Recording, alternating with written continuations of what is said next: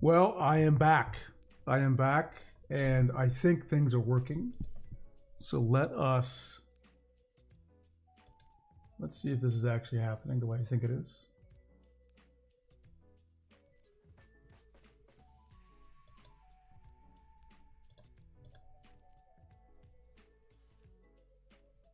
Okay, it looks smooth on my end. It looks smooth on my end. Okay, let's do that. Let's just tell the Discord crew. Gotta restart the stream. There we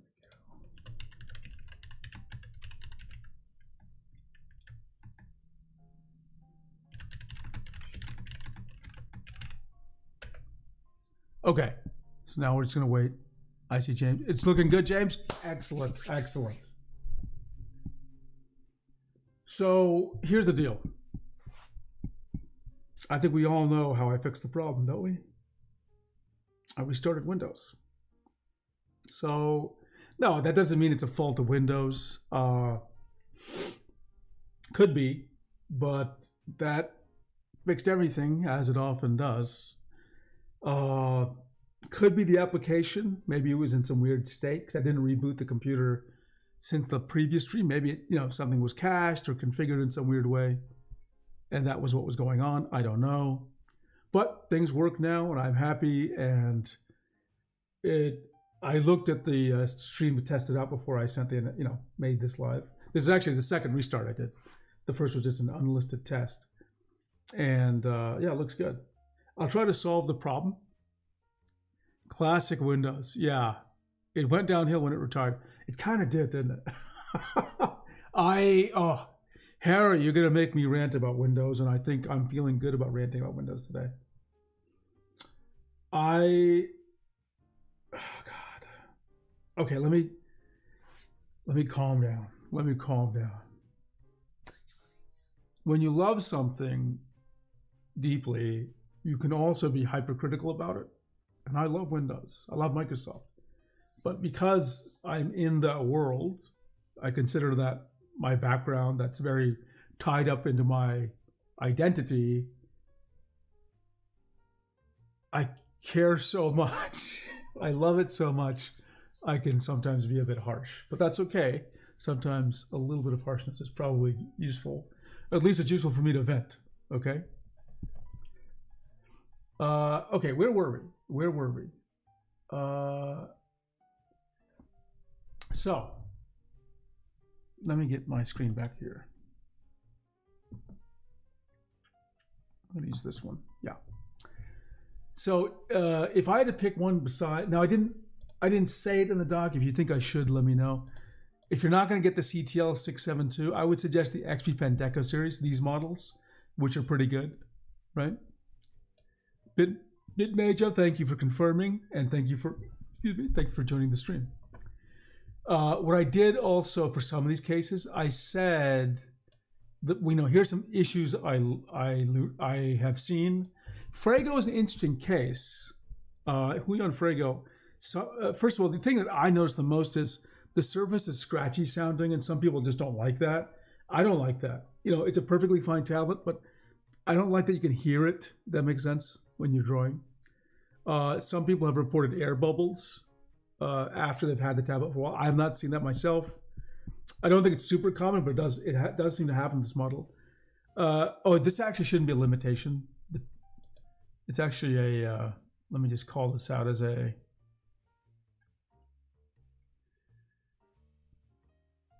let me just edit it now. You can see me do my live edits, okay?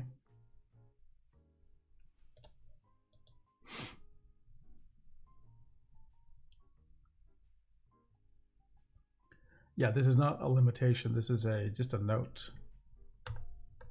Limitations. Instead of limitations, I should call these known issues. That's a more neutral way of saying something you should be aware of. Yeah, these are known issues. It's really not an issue. These are just notes, because it's not like a problem with the tablet. It's just It doesn't support USB-C. Okay. Can I minimize this? I don't even know how to. Let's see. Well, that's good enough. Inspiroi 2 series, I added this. It's a fine tablet. Nothing wrong with it. I would say these are notes. This is incorrect. This is a copy paste error, so I'm going to get rid of that. This is just some notes. So I think it's a decent series. I think the issue here is PW550 pen is better, is generally better.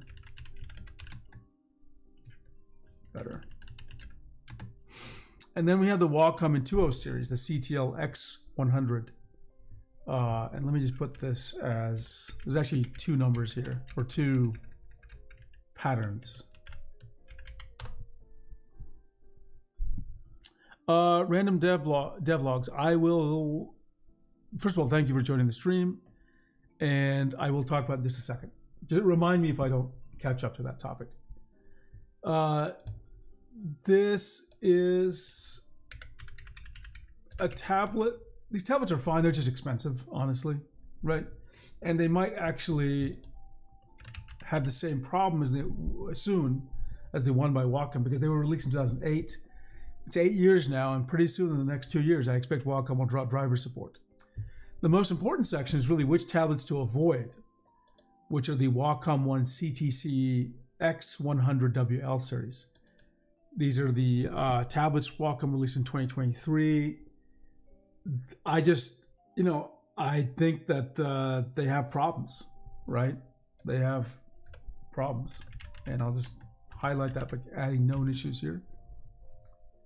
And then also avoid the XP Pen Deco 01 V1 and V3, because I'm unimpressed with these tablets. I just don't think, I wasn't really happy with the line quality. It was probably okay if I recall correctly. But really what bothered me was the pen has a very high IAF, like 8 gram force. And I'm not happy with that. I am not happy with that, okay? We will talk a lot about pressure curves and comparing pens. You will see in just a minute. The pen is the P05 pen. When you use a lot of tablets, you just remember the model numbers. P05. Okay. And let me just format this to be like the other ones. Models. Okay. So there's my update. Probably, yeah, I'll leave it like this. I was going to say if I had to pick one, pick this, but I'm going to leave it alone for a while. Okay, let's answer random devlogs. Thoughts on XP Pen Artist 27 Gen 2 and Camus Pro 27? They are very similar. Here are a couple of things that come into my mind, because I don't have either one of them. So here's some things that come to my mind based on my experience with the same generations of tablets from those brands. First of all, Huion has the PW600 pen, which is the best non-Wacom pen in existence. It's almost Wacom level quality right now in terms of pressure. So Huion, the pen, wins in that regard. Okay, so that's a vote towards the Huion.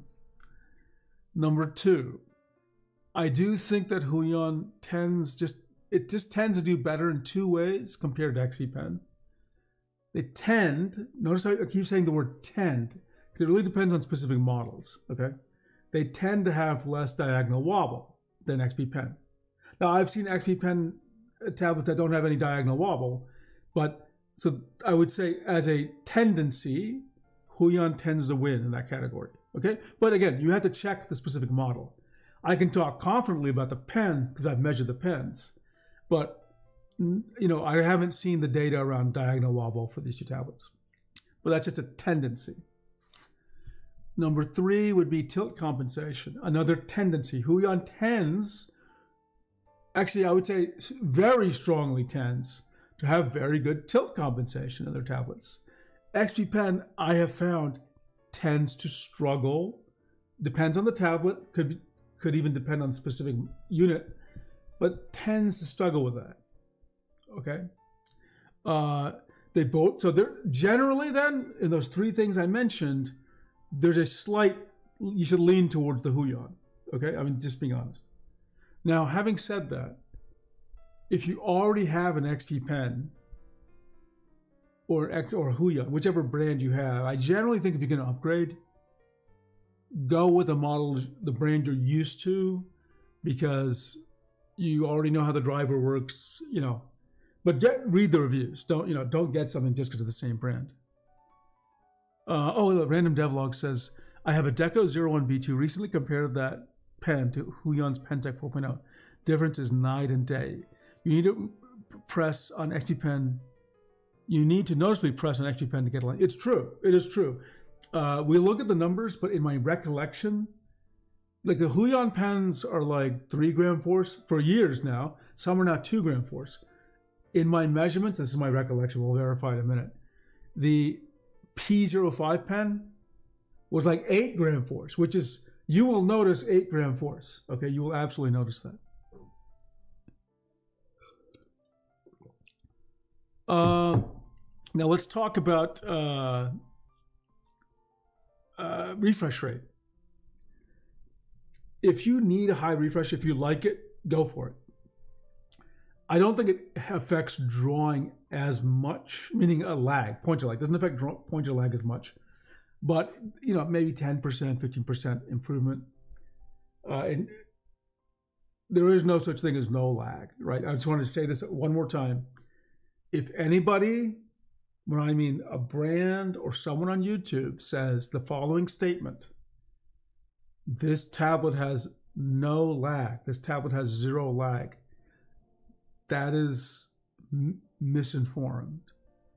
It cannot be true, okay? And I have the numbers to back me up on this, okay? And I have my simulations to explain why and all sorts of things. No tablet has 0 lag, okay?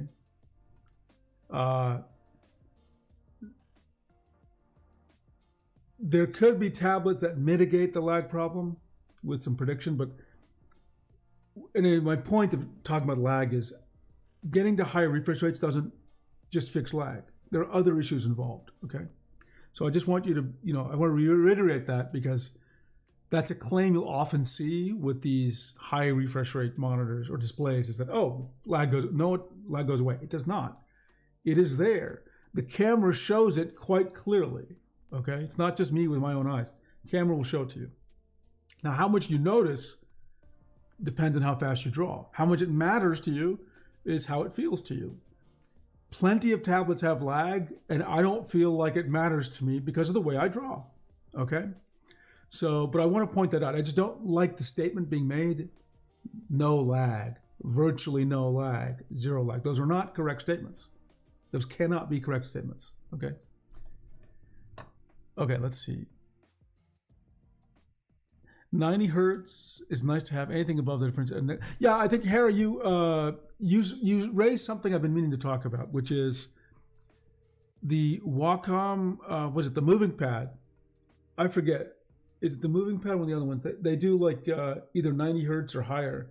That was the first time I actually used a high refresh rate, honestly. And I was like, yeah, I get it. I can see why someone would like this, honestly. But yeah, I noticed like 90 hertz was a big improvement. 120 hertz, I didn't feel. 120 versus 144, I know some people, probably Cube.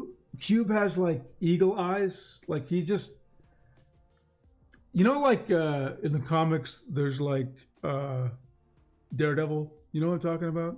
He's a lawyer, but he can't see, but his senses are like hyper acute. Cube is like Daredevil because he has like hyper acute senses with his eyes and probably his hands because he can detect and see things that I cannot.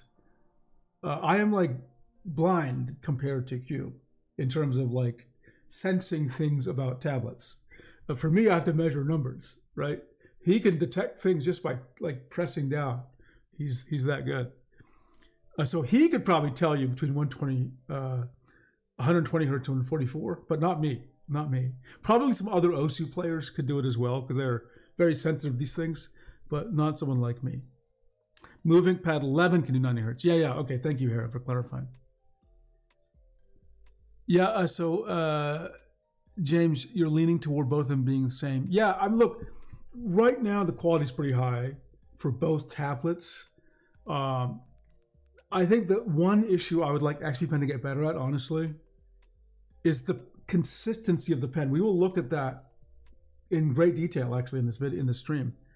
But you'll see. I want to show you how consistent Wacom is, and how consistent the new Huion PW600s are, and how consistent XP Pen is. You'll see it. You'll see it visually. There'll be no doubt in your mind. Okay. Let's see. Random devlog. I currently have Canvas 27 Pro and Unidorm, so I want to buy a second display for home. Choosing between Cintiq 24 and Canvas 22. Okay, so you ask an interesting question because you already have a tablet. You want to get one from home. Now, just practically speaking, if you use tablet brand X at work or university, and then you go home, I think it's in your best interest to get the same brand. Okay, same drivers, get the same tech generation as well. PW600 pen is what I mean. So for you, devlogs, I think the Canvas 22 Gen 3, notice I said Gen 3, would be a good choice. I don't think you're going to get more value out of the Cintiq 24 2025, unless you want the touch version.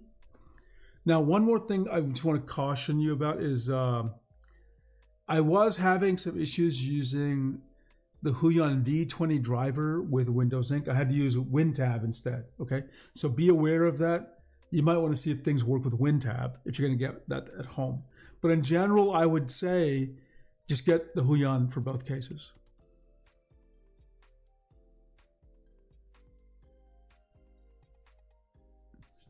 Yeah, Hera actually hit on the points. Yeah, the Canvas 22 Gen 3 will have a slightly higher PPI because it's a smaller screen than they have the same resolution. Frankly, I think that it seems like tablet pen displays are standardizing now on non-pro pen displays having 2.5K or 2560 x 1440p resolution, which is great. But I gotta tell you, I thought it was a missed opportunity for Huion to just go ahead and give us a 4K at that size. That would have been amazing. And if I really hope they do a pro version with touch as well. Hera says, I use both Wacom Pro Pen 3 and Huion Pentec 4. I'm very spoiled with Pro Pen 3. Pro Pen 3 is good. Now, right now I'm back. I have fallen in love again with the Pro Pen 2. So for a while I was like not going to use the Pro Pen 3. Then I started using Pro Pen 3 and I started loving it. Now I'm like, you know what? I like the Pro Pen 2. So I'm back in that camp again. Let's see. Likes arts. First time catching these live. The streams are so informative. Oh, thank you for, first of all, great you caught us live. And I'm happy to see someone actually has watched the video on demand of the streams. That's great. I always wonder if I should delete the streams because I thought, who would possibly watch me talk about random topics for a couple of hours? But it looks like some people do. Random devlogs. I disabled touch on 27 Pro because I basically never felt the need to move or zoom cam with such a big screen. Yeah, look, I'll say this till forever. I was about to say till the cows come home, but that's like an old expression. Touch is one of those features that is, I mean, I know some people love touch, they want it all the time. In reality, everyone I've ever talked to with a pen tablet or a pen display has disabled touch. Okay? And they enable it on certain occasions. Like I will have touch enabled when I'm doing like, I'm actually streaming to you. I need to like move things around and it's just easier for me. I enable touch. This is a pattern I've noticed since 2012. Now, what's significant about 2012? In 2012, Microsoft released the Microsoft Surface, okay?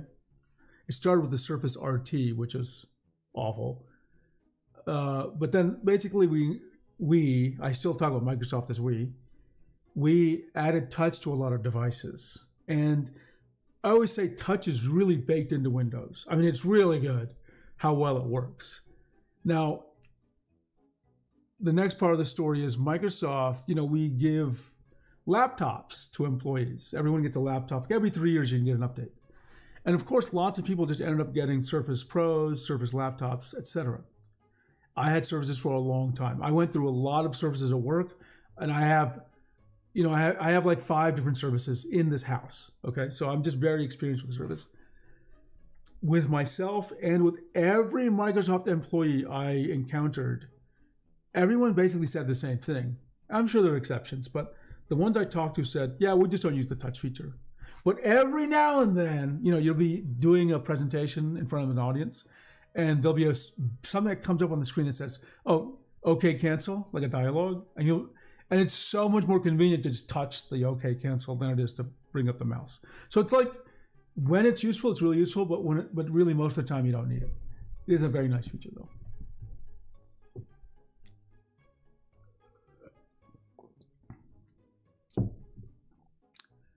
Touch is more necessary, Harris says. The smaller tablet gets. I can see that. I really can see that. Harris says 2.5K on Cintiq 24 is wild. They should have done 4K. Yeah, I wish they did. To be honest though, if they did, I don't think anyone's buying the Cintiq Pros. Seriously, if the Cintiq 24 had 4K, why would you get a Cintiq Pro? Some people will because they need that advanced color management, but the rest of us do not need that. And they certainly don't need that fan noise. So I think they would have cannibalized Cintiq Pro sales if they had done that. That's why they didn't do that. Now, for Huion XP Pen, I think they should do that to eat into Wacom. As a business practice, they should push 4K because it'll just pull people from Wacom. James Chasing Sunrises says, I couldn't agree more on sticking with the same brand tech for a second. Yeah, it is just much easier for you. It also enables things like you can use both tablets on the same machine, which on Windows it's very difficult to have 2 different brands on the same. It is possible, but often it just doesn't work. Okay. Eric W says touch on tablet is useful only on mobile small devices like Movink. Yeah, I think this goes back to Harris' point on smaller screens. You tend to use touch more. Harris says something interesting. I find myself missing touch when working on Canvas 16 Gen 3. Okay, so that size is interesting. It's about as big as this is I know it's not the display, but this is in 2OS Pro 2025. This is about the size. It was Canvas 16. And I have noticed a very similar phenomenon here. Because of iPads, this is why I think you should add touch. We have just become natural, we paw at things, right? We touch screens now because we expect screens to have touch because our phones have touch, our iPads have touch. So it's so natural to do this. And I think you're right. I think you've hit upon something quite true. There's something about that size, 13, 16, which makes you think it's touchable. Like if you saw a 27-inch monitor, you don't assume it's touchable.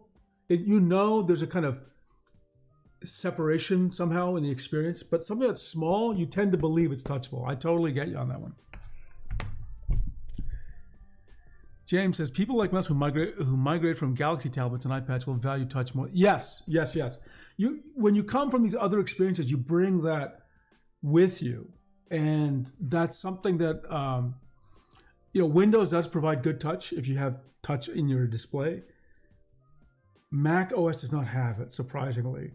I hear rumors that Mac OS is adding touch. I would love that. Not because I think, again, I don't use touch often, but when you need to use touch, it's really cool. It is really cool. And I think that level of the ability to interact with your hands is going to become a baseline expectation for anything with a screen, especially anything 16 inches or smaller.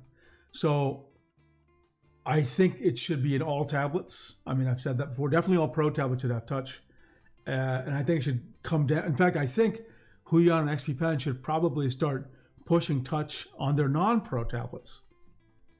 Because, again, this is just me. I think it's better for them, honestly, just to have really good tablets that can beat with Wacom. And I'm not a huge believer for them to have a Pro and non-Pro brand. Just keep them all Pro. Don't worry about it. Just continue eating into Wacom's business. I don't think they would cannibalize Cintiq Pro sales, Harris says, because they're so expensive, people just go in a different brand instead of if they really want to go professional. Yeah, okay, that's valid.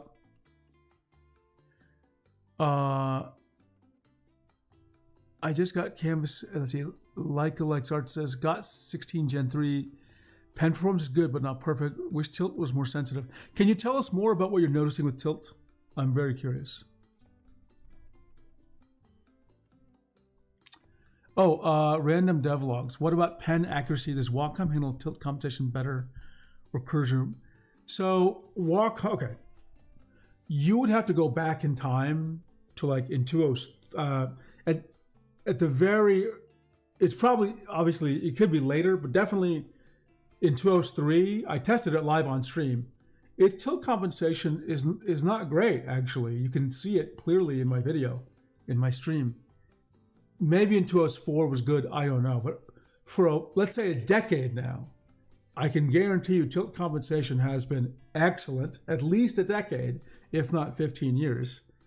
It has been essentially perfect on Wacom Pro tablets, probably non-Pro as well. It's basically just as good as you can possibly get.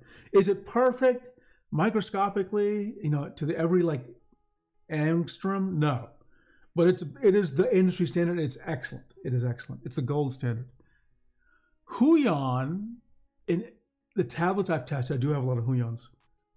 The tilt compensation has also been actually very good as well. Oh, we have a tilt compensation quiz for people, by the way. I forgot about that. We have a tilt compensation quiz for people. We'll do that in just a minute. Because I'm curious what you think it should do. XP Pen, it's hit or miss depending on the model I've seen. It's not ever bad, but it's inconsistent. Okay? It's inconsistent. There's I think one Huion model which I saw a little bit of weirdness with tilt compensation, but I'd have to follow up with them on that.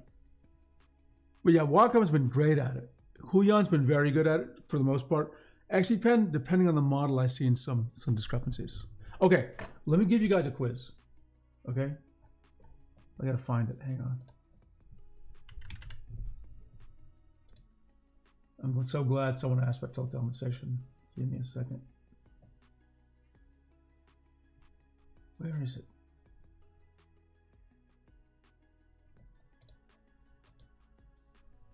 I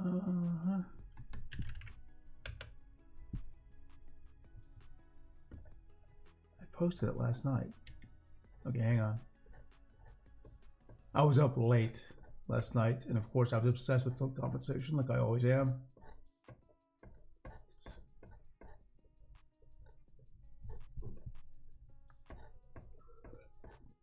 Hang on. Gotta find my... Man, the server was busy this morning.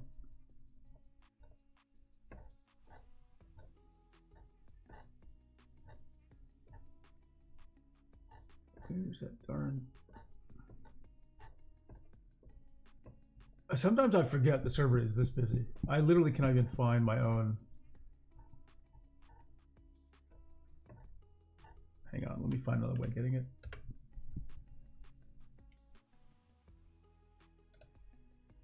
Yeah, okay, found it. Okay. Oops, hang on.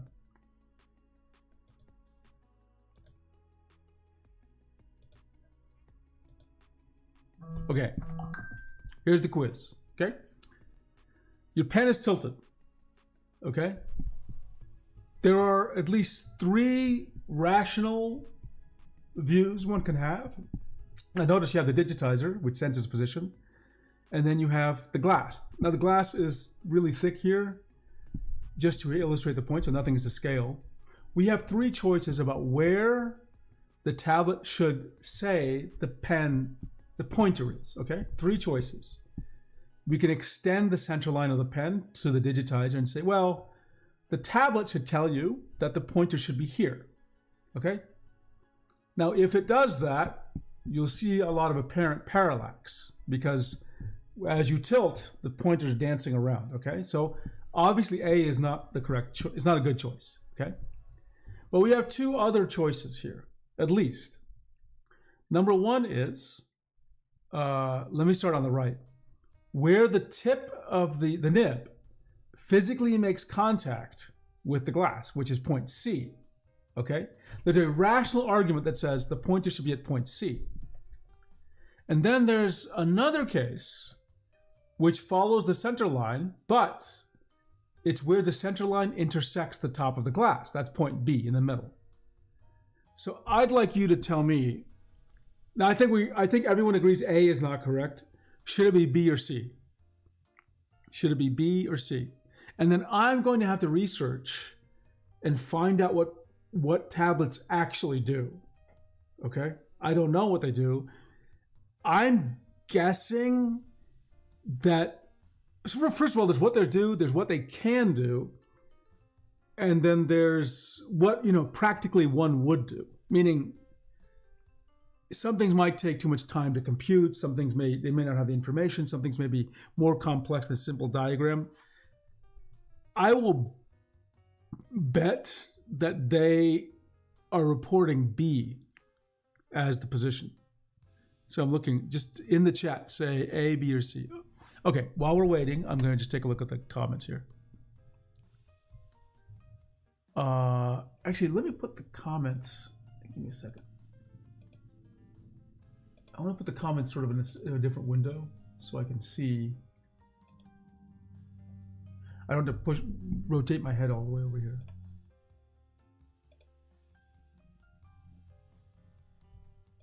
Okay, here we go. Okay, I popped out the chat. Oops. There we go. Okay, so let's see. Harris said, I mourn the fact that Cintiq 16 2025 does not have a touch version. I agree. They should have done it. Should have done it. Let's see. Random Devlog says macOS sucks with touch and 2.5K resolution. Yeah, both are problems. Hey, Trung has joined us. Good to see you. Thanks for joining us. Trunk says, for touch software to achieve that, we need to open up the API or standardize it. Currently, it's possible to map touch input with certain mouse and key mappings. And then Leica likes art. When I was asking about the tilt issue, mainly 60. Oh, I see. Yeah, 60 is normal for a pen display or a drawing tablet. I didn't know the iPad can go really low. I've never paid attention to it. I've never looked at the specs, so I will double check on that one to see if I can notice as well. That'd be really interesting. With the way the EMR pens work, they just can't do it. Like when they're tilted extremely low, they just can't read what's going on correctly. Albert says B is my guess. The pens I've used feel like more C. Harris says. Koyo says Wacom is consistent with C, but Huion is very inconsistent with PNC. So Koyo's noticing some difference, right? Interesting. I used to be a believer. I mean, now I'm talking about what I believe should be done. I used to be a believer in, I think actually I'll say this. I start off believing in B. And I started saying, well, I can see the argument for C, because that's where, if this nib were made of ink, if it was, then where would the mark be? The mark would not be where where it's pointing, it'd be where it's touching. So that's the argument for C. Probably now, I actually think it should probably be between B and C, so that you see the pointer a little bit, but not too much, if that makes sense. I don't know. That's just my thinking. Again, we're going to find out what tablets actually do. Maybe I can ask Yuki Dama. He does Project Patchouli, and see if he's got some understanding of this. He's got to have. Yeah, I'll see if he knows anything here. Harris says Pro Pen 3 feels like C. Koyo says Apple Pencil is C, by the way. Okay, interesting. I'm gonna have to test this out now that I think about this, because I've never really paid attention to this topic. Like, what do they actually do? So we'll see. Like it likes art says B is preferable. Like, you see the logic, right? Like, that's where the reason B is interesting is you see where the tip of the pen is with your eye just a little bit more, right? That's why I'm kind of like, there is an advantage to B. There is an advantage to B, depending on your point of view. But there's a valid case that C is, mathematical or spiritually correct, because that's where something that was made of ink would leave a mark, right? This, by the way, this kind of thinking, this discussion reminds me, this is a very common experience at Microsoft as your program manager. You'll discover some very, you'll be thinking about something and you'll discover some not minor, but very subtle distinction between things. And then you'll write it down, and you and your buddies will talk for an hour about, not just the pros and cons. Like, you'll end up talking about, what's the, when I said spiritual, you'll say like, well, spiritually, the right thing to do is here. And you'll say, here are the principles of why this is correct or incorrect, and here's how we're going to decide. So this reminds me of one of those discussions. 9402E says, when we're talking about Apple Pencil, are we considering an iPad with no screen protector? Just tuned in. I don't know if it makes a difference. Well, the theory is that a screen protector should make no difference, because it essentially counts as just thicker glass, right? Because a screen protector does not interfere with the electromagnetic signal of the pen, okay? Now, notice I said should. I'm sure someone will come to me and say, oh, I use a screen protector and it seemed like it did mess it up. But I think it shouldn't make a difference. I've never seen it make a difference in my usage. Just so you know, remember, I showed this picture like, oh, glass is the problem, and if we had no glass, it would all work. But the truth is, for a pen tablet, you're still not touching the digitizer. There's always a layer of plastic above the digitizer. So tilt compensation always has to be done in some sense, right? Raza the Ninja asks, would you recommend the MovingPad Pro 14 over a non-Pro Cintiq display? Portability isn't a priority for me. I'm mainly focused on whichever option is the best. I typically would, if you were looking for a non-portable experience, I wouldn't normally just recommend getting the Cintiq, the MovingPad Pro. It's a great tablet, but I think the best drawing experience, first of all, the size. Like, MovingPad Pro is big for a standalone, but it sounds like you're using it just at home or something. I think you want to go at least 16 inches. And so I think it'd be better for you to get a Wacom Cintiq 2025 model, honestly, right? Also, let me be fair. The MovingPad Pro 14 its tilt compensation is not quite as good as I saw with the Cintiq Pro. Also, there are small, and some people will not notice this, some people will. Towards the bottom and maybe toward the side, there are magnets in the MovingPad Pro. That's to secure it to like a cover. And those magnets actually will change the path of the pen. Now, most people will not notice it because you usually have a status bar down there, but some people have noticed it on the Wacom subreddit. So to be fully accurate, I think there are some negatives actually to the MovingPad Pro 14 experience. Nothing unique to it because this is a typical thing with standalones, but technically the best experience would be with a Wacom Cintiq pen display. Koyo says the tip of metal rod inside the Apple Pencil nib is directly at C, and the curvature of the outside plastic nib always puts C at the contact point. You can find a photo about the nib structure. Okay, interesting. Interesting. That's why you were saying C is what the pencil does. Interesting. Okay, let me move on now. We just went through the beginner tablet recommendations. Let me go through my notes and let me see if I can find the other topics I wanted to talk to you about. We have a lot. Okay. Next, I have a simulator. I have a simulator for doing drawing tablet stuff. Okay. Let me just make sure everyone knows how I built these things. I've always wanted to do all these projects, and I've been working on things for a while, but in the last 2 months, I signed up for Anthropic's Claude. So I'm vibe coding quite a bit, taking code I used to have and updating it, making it better, adding better UI. I'm also taking what I've learned and asking it to build things for me, okay?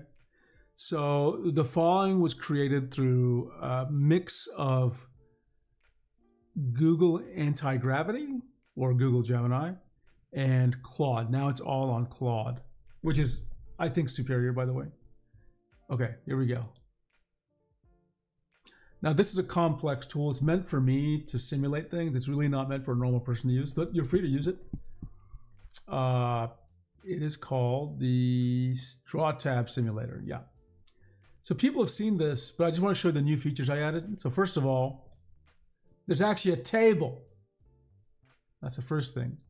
Second, I added a monitor, right? Oh, and by the way, let me hold down the, you can hold down the space key and move the pen. And you can see that this is because some people just do not understand what happens with a tablet and a monitor. Like the fact that it moves the pointer on the screen is just a mystery to them because I've never used one of these devices before, right? But then I also, hopefully I have, look at this. I have pen display mode in case you want to see. Oops, how do I zoom? There we go. Or rotate. You can see the same thing. Okay. Now this tool lets me do some wild stuff. Like for example, I can actually simulate problems. This is a classic problem, by the way. Let me do it like this. Yeah, okay. This happens sometimes. So at certain regions, the tablet, the pointer and the pen are in total agreement. But as it goes away from the position, you see how it drifts? So you can simulate problems. Okay, let me just reset these things here. Whoops. Yeah. And I have some built-in views, like, standard view, top down, default. It's not zooming in on the camera, but you get the idea, right? Also axonometric views. Oh, this messed it up. I've got to fix this. This is a bug. You're actually seeing a bug in the rendering here. But, well, discovered a bug. But yeah, what I did here was add the pen display mode and the pen tablet mode, right? The original purpose of this was actually to show you tilt, by the way. So like to show you this, right? And barrel rotation. Okay, let's just take a look at the chat. 1 second.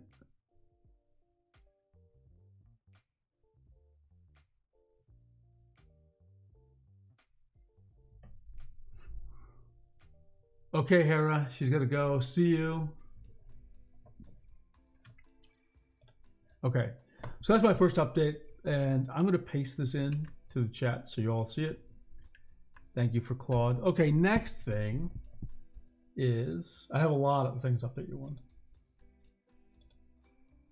on. Oh yeah, I have tools, so I'm going to show you some of them. Okay, like my lag is actually. What is this? Yeah, I have this tool called pen pressure data, so you can take a look at a pen and see. So there's some data, and we're going somewhere with this, so hang on. Then I have a tool which is the driver list for Wacom, right? And then I have a tool which is, let's see, where's my tools here? My inventory, right? Tablets I have. And then I have a tool which is my compatibility for tablets and pens, right? So for example, you're looking at a tablet, you type in, I don't know, Movink, and here's Movink 13, you click there, here's all the pens that are compatible with it, okay? Or you can look at a pen and find where all the tablets compatible with it. So there are 3 tools with 3 different data sets, and what I did was I put them all the data together in one thing, and it's available. Hey, Celebsauce, good to see you. Thanks for joining us. And that is what I call my Drawing Tablet Explorer. Drawing Tablet, so actually there's 2 repos. There's one with just the JSON files, the data, and there's one, it's really not released quite yet, but it is online. It's the Drawing Tablet Data Explorer. Okay, and here's the Explorer. Oops, that's a local host. Here we go. Here's the online version. So it has brands, tablets, pen. Actually, let me zoom it in a little bit for you. Pen families, tablet families, pen compatibility, drivers, pressure response curves, inventory, and timeline. Let's start with the timeline. You can actually see which tablets were released which year. Okay. Now, I don't have every tablet in existence, but I have a lot, especially I have a lot of Wacom, of course, right? And this is all, they're mostly, it's like linked. Everything is linked, okay? So let's show you an example. Let's suppose I want to link, where is it? Intuos Pro Large, here we go, PTH. So there's all this information, right? And here's something I added, which you might like, which is how does its size compare? This is the Intuos Pro PTH 851. How does its size compare to all other tablets that are pen tablets? And you can see it's a pretty big tablet. There are actually a few that are bigger than it, right? Now, if we look at historical tablets, there's a lot, so this is tablets in the last 15 years. There, you can see historically, we saw some tablets that are huge, right? Another thing is it tells you which are the compatible pens, right? It tells you which tablets are similar in size or which have the same pen, right? You can filter, or are from the same brand. You know, they're similar in size and they have the same brand, or they're at least as new, right? So you can see that there's only 2 of the same size from Wacom that are at least as new as this one, okay? So this is a tool I added that I'm really excited for this because lots of people end up saying like, well, or I need to do this all the time. There's a new tablet and they're like, how big is it? And like, well, it says medium. I'm like, well, you can't trust the name. You have to go to the size. And let's show you now. Let's do that. Let's do the one by Wacom. Okay, let's find it. So we know it's 672. Found it. Click on this. Here's all the information. And then we see it's actually, is this correct? Actually, hang on. Let me switch to metric for a second, or imperial. It's 10 inches. So it's at the, you know, it's probably at the bottom edge of medium. I do consider it a medium tablet. It's just slightly smaller than most medium. They're like 10.5. But it is, I would classify as a medium tablet. But there are plenty of tablets that are slightly bigger than it, right? And there's some small tablets which are almost as big, okay? So you can see small has quite a range, right? And then there's some crazy tiny tablets, okay? So the feature I'm gonna be adding is comparisons. Like pick these 3 tablets, let's compare them on size, on specs, on whatever, right? So that's what we're gonna do. Now, I haven't added the next thing yet. Let me double check. Let me go to pens for a second.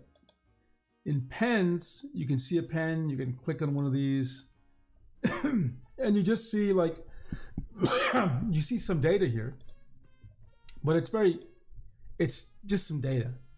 I haven't incorporated this yet. This is still back in my publish tool, which is tool 7 pens, pen pressure data. So I added some cool features here I wanted to show you. So let's start with our classic scenario. People ask me, oh, I'm talking about the XP Pen Artist Gen 2, the Huion Gen 3s, and the latest Wacom Cintiqs, okay? Which has the better drawing experience? And of course, one of the key elements of a drawing experience is the pen and its pressure range. And I've always said, well, the Huion, I mean, in terms of pressure range, the Huion is pretty good. It's almost Wacom level. The XP Pen is good, but it's highly variable. Like, it depends on the unit you get. Some are better and worse, kind of inconsistent. Let's see if we can see that. Okay, so let's go there. I'm going to pen families. Okay. I can just by pens, but it's easier to do by pen families visually. I see PW600, so I'm going to click this flag. I notice it says flagged 1 up here. Okay. Then let's go to Wacom KP Gen 2, or let's do the latest Wacom, the Gen 3, which is Pro Pen 3. And then let's do XP X3 Pro. Okay, so we flagged 3 families. Now I go to compare. Sorry, my mistake. I go to flagged, and they're here.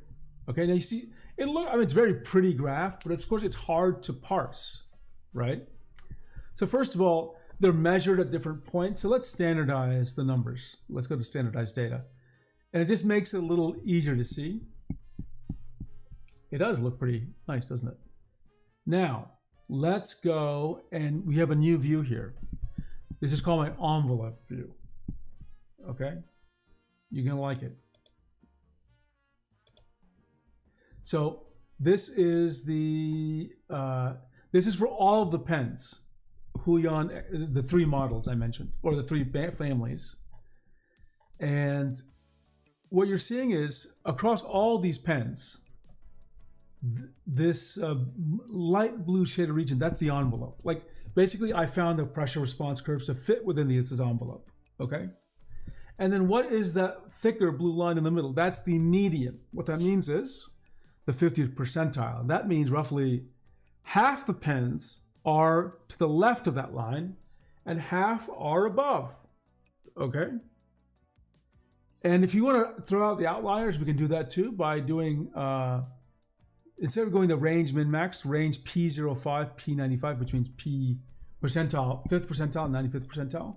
So this is a more accurate representation, I think, for the normal experience.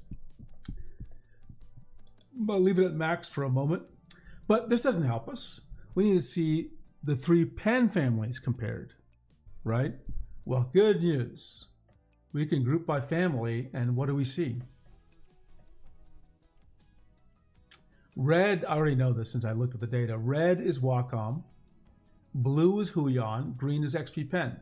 What do you notice? What do you notice? The Huion, in terms of pressure response, meaning, I'm not good at measuring IAF, but in terms of pressure response, the Huion PW600 pen is pretty nicely, tightly controlled. They're very consistent, okay? Unit to unit in my measurements, and the maximum pressure is about 500. Even and things don't vary much. Some get to 550, some get to 450. Okay, but they're really about 500. And 450. Remember, good is 350. Excellent is 500. So the PW600 pens from Huion are pretty good. They are very good. Now XP Pen is a little bit of a weirder story. Their median value does hit 350 roughly. However, that's the green line. However, there's quite a bit of variance. You might get a unit of the X3 Pro, which is just okay in terms of max pressure, or it might be actually in the excellent, almost excellent. So this is why I say XP Pen needs to get consistency as one of their improvements in the X3 Pro series. Consistent, it's a manufacturing issue, I guess. So I just wanted to share that. So when we do reviews of pens, we can do it by pen family or by pen model. We can do it pen model here. Right? It's a bit harder to see because they're all overlapping, but you can see, and the color coding doesn't quite match up anymore because now Huion, some of the Huions are in red. But you can see then, like, by model, how these things break out, right? Let me turn off some of the Wacoms. Actually, I think I can remove them up here. Yeah, I can remove them up here. Okay. And then you can see in fact, if we look across the 3 different PW600 models, they're all very consistent, which is what we'd expect, right? If we, right, let me go and get back to an X3 Pro series. We'll break apart the models here. Let's go to envelope view. We'll do group by model. So 3 models here. They're not consistent. And I have a lot of these. Look, I have a lot of these pens that I've measured. I haven't measured one of them, but you get the idea, right? There's some inconsistency. I will say the blue, which is what is that? That's the PD01. Let me figure out which one that is. That's doesn't have its name, of course. Oh, I need to get a link there. I think PD01 is the X3 Pro. But it's actually pretty good. But it's got just too high variance. Too high variance. Okay, I need to take a quick bio break and I'll be right back. So just give me a minute.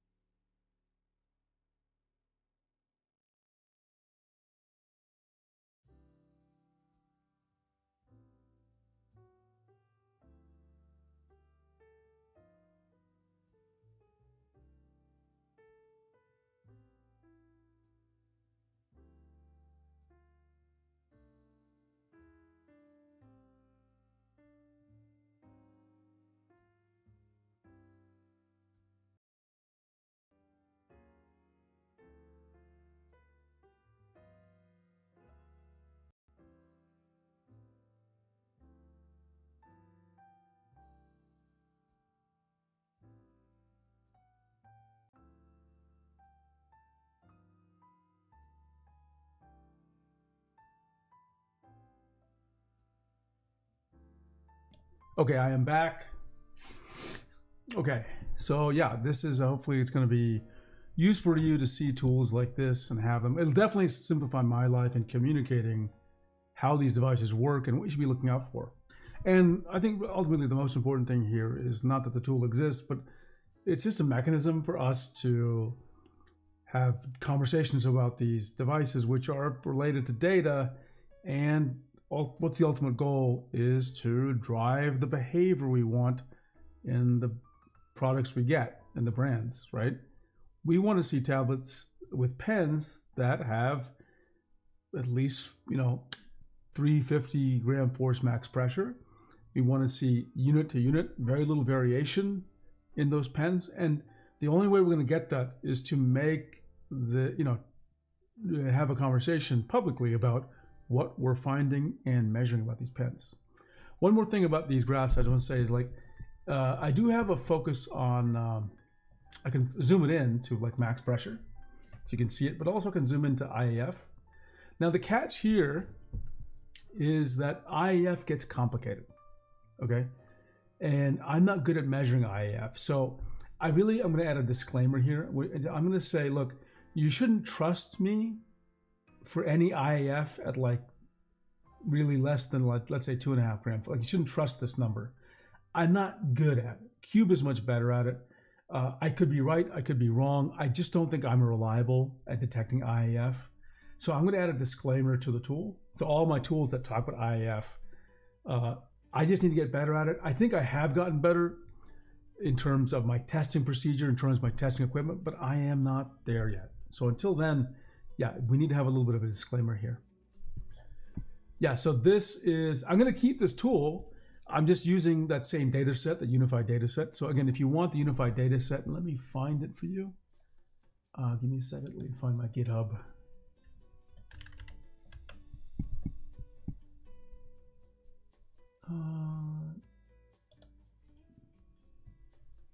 Draw tab data. That's the name of the repo. Really creative name. Okay. So there, and then the Explorer was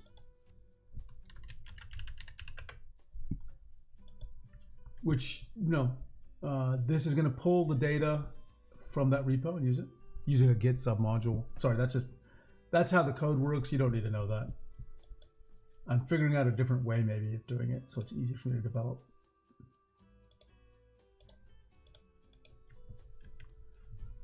Okay, and that's the Explorer. I put that in chat. Okay, what's my next thing is, web GPU demos. So do you notice that there's this background? It's kind of purple. It's not moving, but I added this. Now it's gonna look like I'm turning off the stream. I'm not doing that. I'm just going to put the BRB message just to take a look at it for just a second, or the blank screen.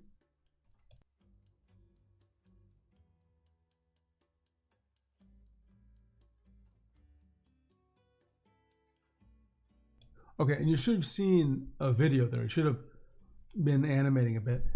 And what's going on there is, oops, let me put my face on it. That's a recording of the screen, actually. It's actually, how did that Aurora, and just in case, let me see if I can find the shape here. Where is it?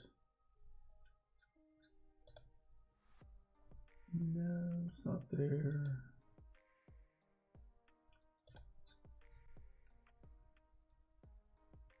I don't know where that thing went to. Give me a second.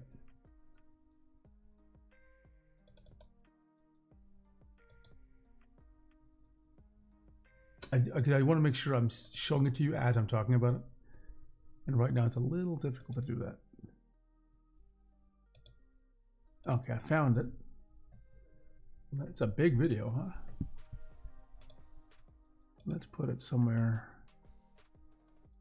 I'm copying it to my NAS. And then I'm going to copy it locally. It's a 1 gigabyte file. But I just want to make sure you see it so we can talk about what it is. Since it is so visual, what we're going to speak about. Okay, I think I got it here. Yeah, here we go. There we go. Let's bring it up here. Okay, so this is recording. As you can see, it is a video that's being played. How was this generated? So it was not generated by PowerPoint. It was not generated by After Effects or any kind of like normal animation thing. No tool. And so this is actually generated by code. It's actually an app. It's a demo. It's just an HTML app. It's, I think, literally just one file. And I had Claude implement it. So this isn't while we're seeing a video, it's recording what the app. We can show the app in just a second. In fact, I will do that just so you can see it live. I want you to be sure we know what we're talking about.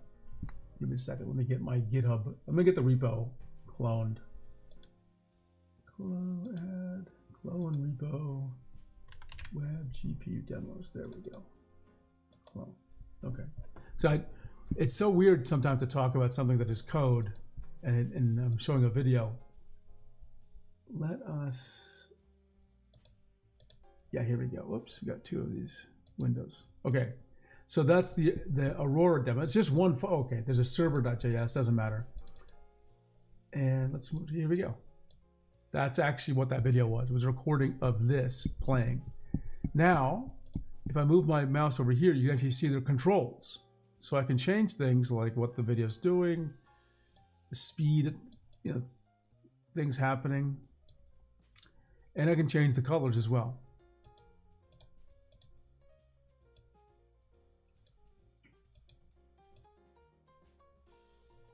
Now the colors aren't great, I gotta admit. And the beam intensity, there's like these ray beams that are moving. I find like certain color combinations don't work, some do, certain speeds do. But the reason I'm showing you this is, first of all, this was generated by Claude Code. Now, what's the difference between me asking an AI to simply create a video? This is different. I asked it for a simulation of an Aurora. And then I said, well, I don't like the look of this. Can we start playing around with it? And what I realized is I can just ask it questions all day. But more effective is I realize I can ask it to give me sliders or UI so that I can find what works for me and then tell it, okay, I like this, make that the default, add more control, So this is highly customizable as I need, right? So I'm intrigued by this because this is, I think, an interesting way where AI has been able to help me add some elements of, visual interest, right, to my streams or whatever. But it's very different from what you might be expecting in terms of like, how did this get generated, right?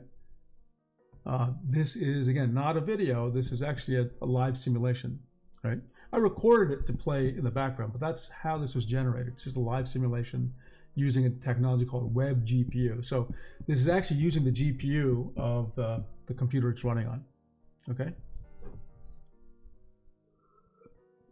And so before I continue, I want to just explain the vision here. The goal was never to create just a background that I would use in my videos. That was actually not the goal at all. The goal was, remember, what is the purpose of my channel? Is to do creative things, right? We focus on tablets a lot because this is the first thing I started with. But by extension, this is one of those creative things, which is I stream a lot, and I actually wanted to create something to assist me in the streams. PowerPoint doesn't really do the job I need. No tool I found really does what I need. Either tools are focused on making presentations, or tools are focused on doing live streaming, like Ecamm Live or Meld Studio or OBS, right? And what I'm looking for is something to straddle a little bit of that content middle ground, which is to help me do my stream. And as and what, of course, I wanted it to look visually interesting. And we've done this before when I did the tier list. That was actually an AI generated app. I worked with Google Gemini on it. But I'm building things as experiments to see how far I can push it. And I don't have all of them installed on my machine here. But basically, I'm building something like a presentation software just for my streams. In other words, it'll let me have a title screen. It'll let me have add in components. It may, in fact, even take the place of what the streaming software to some degree. And at least what you're seeing on stream may come from my app. Okay, and so what I want to do with the app, besides just being visually compelling, is to help me create content on the fly. When I say create content, what I'm saying is sometimes I want to talk about something with you. Let's just say we're changing topics, but the topic came up in the stream. I didn't plan on the topic. What I want to do is have a title screen for it. But how do I do that if we're only now discovering what the title is? Well, there's no really easy way in the streaming software to do it. You can add a title randomly to what you're showing. I can do that right now. I want something easier and more sort of understanding the context in which it's happening. So my presentation software is going to be able to have title cards and lists, which is another thing I have to do a lot. People ask me, well, what are the top recommendations? That's a great example. Or compare two things. And you can see with the tools I've shown you, like someone says, what about this pen and this pen? I actually want to take that data and feed it into this tool, right? I don't want to have to navigate to GitHub and show you the tool. I want to pull the data I have into the presentation that I have in a live way, right? So that's really what I'm trying to build here. And these web GPU demos are just an example of how I can use how I can build it up. They're like little tiny experiments that I think are going to add up to the thing I want. Okay, I see there's a comment. Hey, Nick, Tyler, good to see you. Good to see you. Let's see, nothing epic going on. Nothing truly epic in terms of drawing tablets. Remake of Wacom Art Pen announced. Nope, Art Pen 2 has not been announced. It unfortunately is we're still waiting for Art Pen 2. Oh, sorry, the unknown pen we don't know about that we accidentally found on Wacom's websites. Or Resurrection of Dinosaurs is more realistic at this point. No, I think dinosaurs are still out of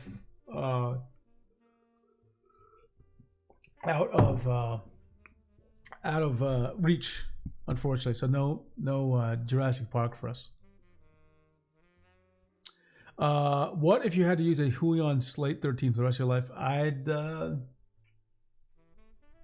That'd be tough. That'd be real tough. I don't know if I don't think I could deal with that. I think that'd be too much for me. USI stylus. No way I'm going to use that. Okay. Next demo. Again, I'm doing experiments to see what I can pull off here. This isn't meant to be like, oh, here's a new tool you'll love using. Hang on. I can't even find my folder now. There we go. So that was my Aurora demo. I have another, or Northern Lights demo. I have another one called Pen Racer. So the idea here was, well, it's a pen that is like a scene in a movie where cars there and helicopters chasing it. The car is going down a road.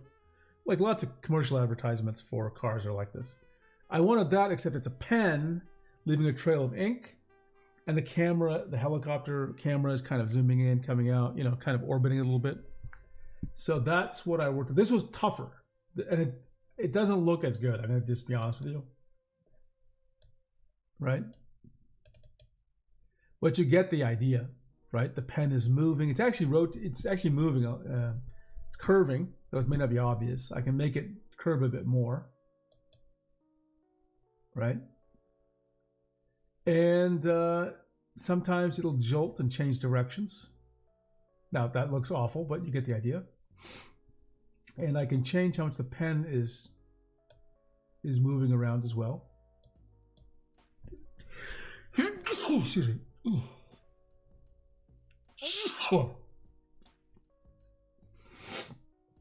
And I can make the camera shake, which looks truly awful, by the way.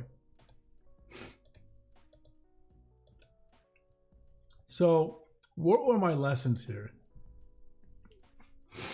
First of all, I don't have a background in 3D really. Like I know some basic stuff, like most of you do, but I don't have the language to describe what I want. I mean, like English, right? Like I don't have the lingo of 3D people, and I don't have the lingo of this of describing things moving through space clearly, which I think is a common thing.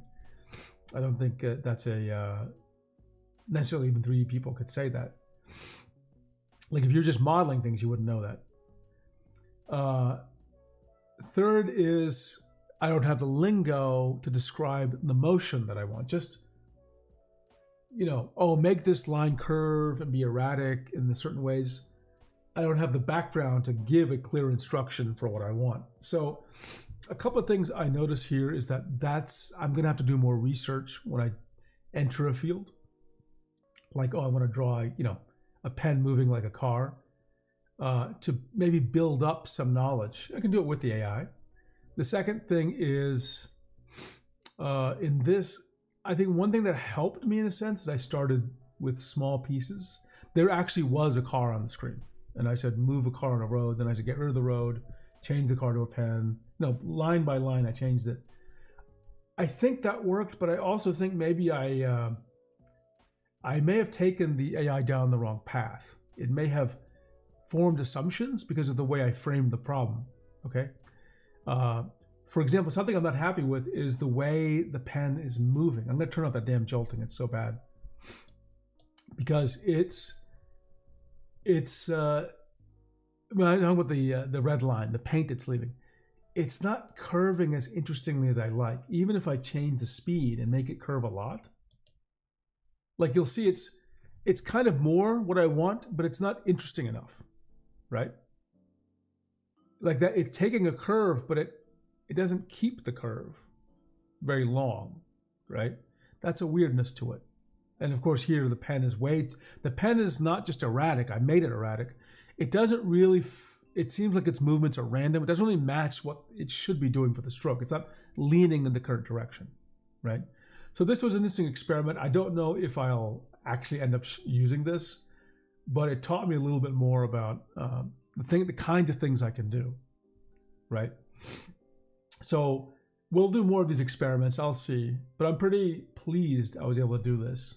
And again, one thing I realized is it's really difficult when you're dealing with visual things, especially that are moving, to say, well, make it faster, make it slower, and have that make sense, right? Like these AIs, they can read an image actually quite well, but a motion, they don't know what's going on. They don't read a video or their own animation. So this is where this technique of saying, hey, I want to change the motion of something, give me a slider to control it, and I'll tell you what value works good for me. That helped out a lot because it saved me from going back and forth guessing with it. Instead, I have some direct control. The worst I had to tell it was like, hey, you added a slider that seems to have no effect. And it'll say, oh, I see the slider needs a bigger range, right? And it gives you a bigger range. So that was another thing. But yeah, it's lots of learning. And again, where I'm going with this is to create an app that helps me present live content to you, whether it be documents or even titles to lists to comparisons, just to make it easier for me. It is not streaming software, it's more just like dynamic presentation software. And I wouldn't call it a replacement to PowerPoint, it's not meant for that. It's more like just managing the live stream. If I could, I'd also help it deal with things that I've always wanted. Like showing the, what do you call it? The comments, right? I'd like it to do that for me as well. Again, not planning on building something to sell. It's just a custom tool I want to build for my own use. And I just wanted to show you what it is I'm building.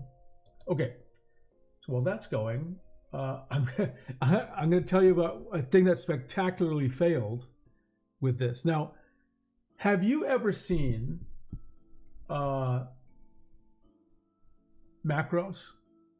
Robotech, right? And sometimes these mecha are flying through space or whatever, and like a bunch of missiles are chasing after it, and the missiles are kind of swirling and chasing, and the thing is dodging, and that's called, I didn't know it actually has a name, Itano Circus. Itano Circus. I'm going to show a second of it. Let me just see if I can find it. I'm going to have to turn off the audio because, you know, YouTube will freak if I play any audio. It's a clip, like 40 seconds of Macross Plus.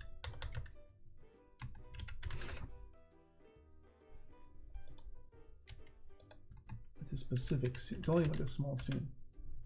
Yeah, I found it. Okay. So first let me bring it up. Okay. We'll just play it. You know what? I'll play it on top of this. Okay, here we go. So this is Macross Plus. I believe this is released in the 90s. I can't remember. But just watch what happens. There's two airplanes that are sort of dogfighting. One is going to launch some missiles to the other. Just watch what happens.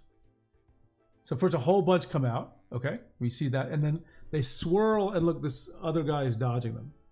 I know you're thinking, what does this have to deal with? And see the swirling and the dodging? I like that. Okay, so let me just stop now. So I actually wanted missiles to chase the pen. There was actually a setting here called show missiles. And what I realized is animating the Itano Circus, getting to feel right is challenging. Did I get a bunch of missiles to chase the pen? Yes. But the pen isn't dodging the missile.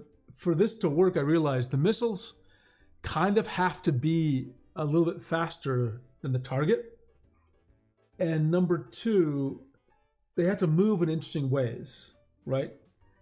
The problem is if the missiles are faster than the target and the pen isn't dodging well, and you don't want the missiles to hit the pen, the missiles will, you have to get them to stop hitting the pen. So then it looks like everyone's flying in formation. The missiles are just like with the pen. So that doesn't look right. There's no sense of chase, hunting and evading. That's not happening. So I did try it. I removed it, but that was another failure. Like, it's hard to describe a visual effect that's that complicated because we don't even have the language of describing why it looks good. So I had to discover this by doing it. I do still want the Itano Circus effect, but maybe in a 2D fashion, maybe on the plane, meaning the surface. But we'll see. We'll see. Okay. But it is a cool effect, by the way. Okay, the next thing I want to talk about was what did I want to show you here? Okay, I'm going to show you this a little bit. Again, I'm not going to show the audio because YouTube will freak if I play the audio. But it's about ASCII art. Now I'm going to open up the video, even though you cannot hear the audio.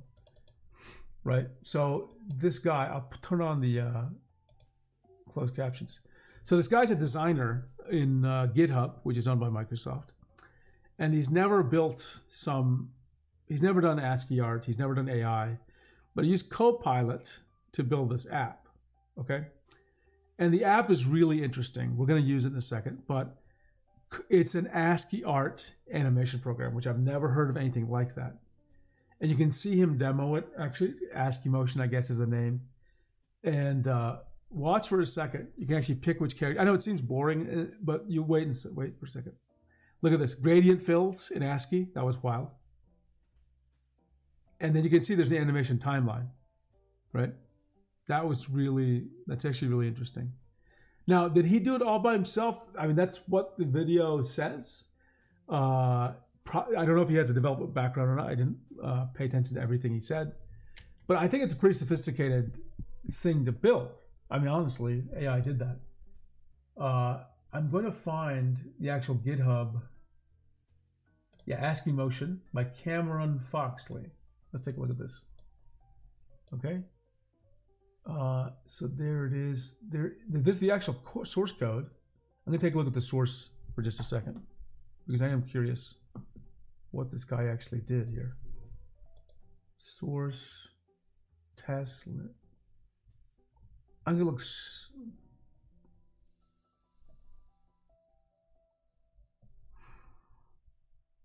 Motion trails. Can't really read too much here. I don't know what this is. Registry. What the hell? Okay. Whenever you see registry with Windows, I get spooked, right? Let's see if I can find. There's actually a link here to a live demo. Let's see if I can find it.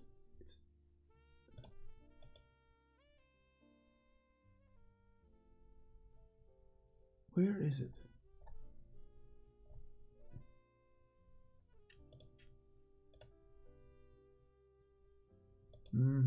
Let's see. Oh, here, ASCIImotion.app. Okay, so I'm going to, yeah, there's ASCII. I'm going to put that in the chat.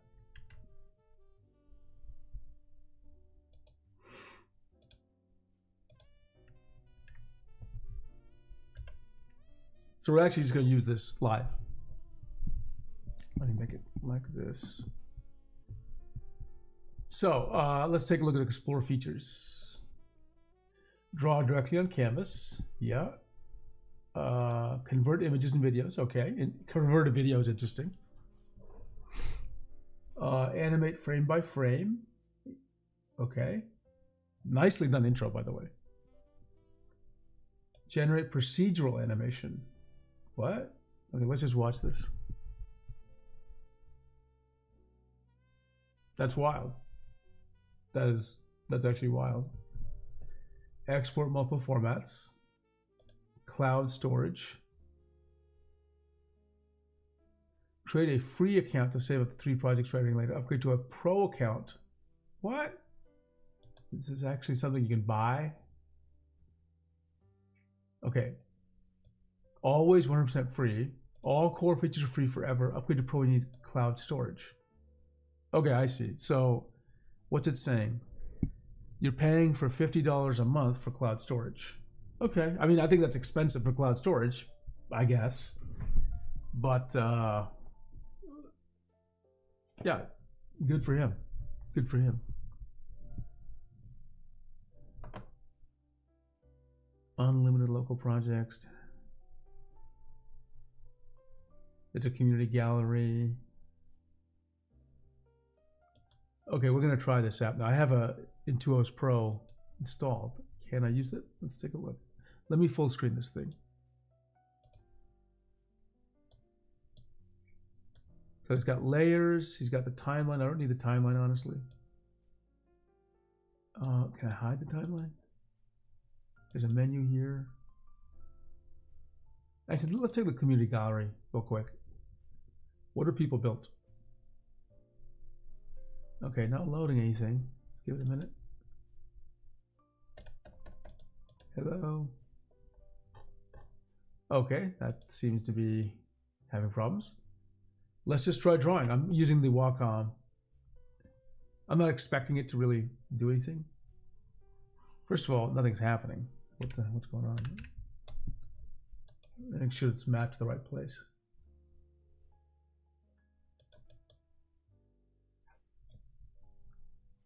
Yeah, for some reason it just doesn't accept tablet input. The tablet, you can see me move it with the tablet, but when I start drawing, it doesn't draw. But with the mouse, well, it's not drawing because why? Maybe I haven't picked the right color. Let's pick a red. Pencil. Okay, hang on. Let's try this. Let's get something drawn. Okay, so something was drawn. Why couldn't I draw with this though? Is it an erase mode? That's turned on somehow?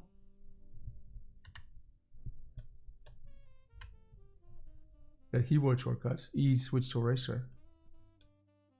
I don't know what just happened. It just will not draw. Got a fill. Yep. Has selections. Hit delete. It deleted it. This is actually very cool. And you can use characters. Right? Let me do a fill here. Oops. There we go. It worked in the selection. I don't know how to clear the selection.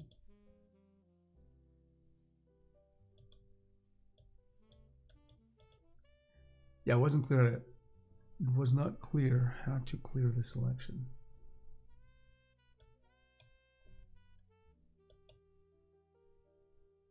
Oh, there's more. How come I don't see all the comments? Okay, hang on. Sorry, if it seems like I've been ignoring you, it's like I'm not seeing the comments on the right side of my screen, but I can see it here. Sorry. So, okay. Is that animated Perlin 4.9 noise generator? The things not are generated. Nick, it's not. It's not using Perlin. It is. I don't think it is anyway. I didn't recall that mentioned in the code. Hexhammer says, have you tried the XP Pen Artist Pro 16 TP? I have not. It's a little bit of an older tablet, sports touch. Are you enjoying it, Hexhammer? That is a very good deal. 180 for that size is actually amazing, because that's less than even a 13-inch tablet that's on the market today. Okay, let's see.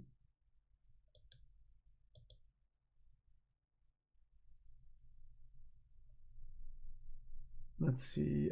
Pen feels exactly like 180 due to high IAF. Yeah, it's an older model. That doesn't surprise me, Hexhammer.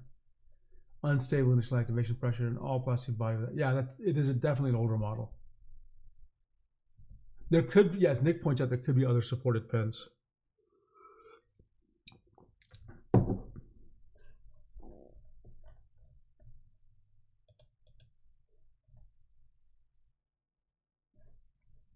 Let's see. Let's see. Hexhammer's ordered a new pen. Okay, yeah, it might be. That might help. I managed to adjust the resistor inside the pen to lower the IF, but it makes the line control even more inconsistent. That's actually, I'm glad you mentioned that. It's actually that's actually a feature of these older pens. They have a little screw in there you can adjust. I did kill one Wacom Pro Pen 2, even the best Pro. Yeah. I've never had a dead pen, actually. There's two kinds of issues I've actually had. One is I've had pens with abnormally high max pressure. So Wacom Pro Pen 2, normally the max pressure is like 700 gram force. I have one that's like 4 kilograms, right? Like I've never even hit that max pressure because it would break. I think it would hurt the pen, right? That's a defective pen, and that's only ever happened with Wacom. The other pen issue I have was I rolled over. I think I stepped on a pen or rolled over it with my chair, and it cracked the pen in two. That was also a Pro Pen 2. That's when I first learned Pro Pen 2s cost $80. That was my lesson. But yeah, every pen I've received from XP Pen and Huion have actually worked. Now, some did have a high IIF, which is, typical for certain pens, but they all worked, right? They all worked, but they are all definitely susceptible to being dropped. Like there's just delicate stuff inside there, especially the ferrite rod can break, and that it's really funny. I've seen people. I've done it. I've dropped a pen 12 times from about 28 inches, which is the height of my desk. Nothing happened. I've seen you run into people who drop their pen on carpet, and like multiple Pro Pen 3s. And each time it's just broken on carpet, which is insane. I have flung my pen accidentally across the room. Nothing happened. But sometimes people just, they look at their pen the wrong way and that ferrite core breaks. Or one of the wires connecting the pressure sensor to the PCB can get disconnected. So that's the kind of thing that can happen. But I've never received a pen dead by default. That has never happened to me with any brand out of the 130 plus pens that I own. Okay, so ASCII Motion's cool. I'm not sure if I ever use it because I don't use ASCII art, but it's good to see that, an app like this can be built, and that I think this is let me back up for a second. Whether or not someone wants to make a business out of this, I don't know. What I'm happy about is that I have new mechanisms to be creative and to express the things I want to express. For me, it's really not about building apps. It's about building tools that I use, number one.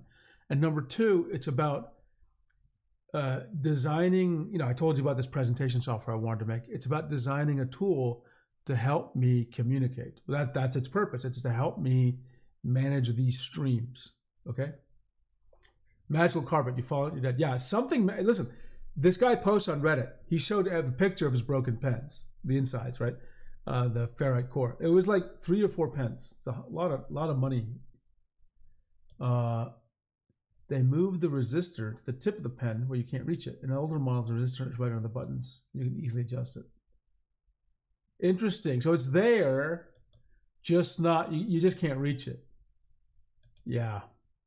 That's sad. You know, I do wish that, like, frankly, how can I say it? I know there's one theory that says tech should be like magic. Oh, my music stopped. Hang on.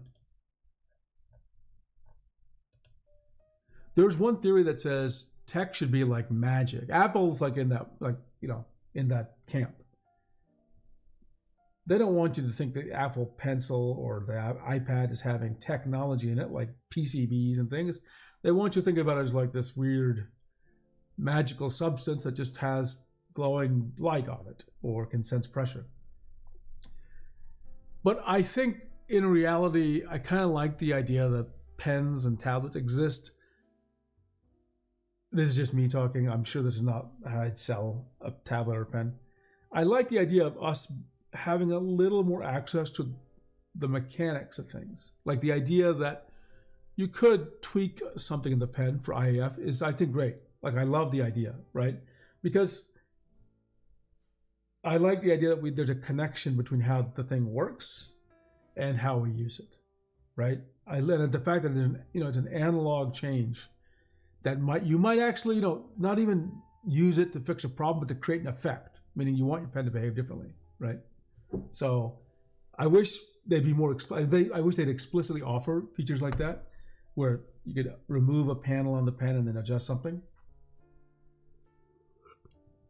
But really, they tend not to do that anymore. Sad to hear. Sad to hear.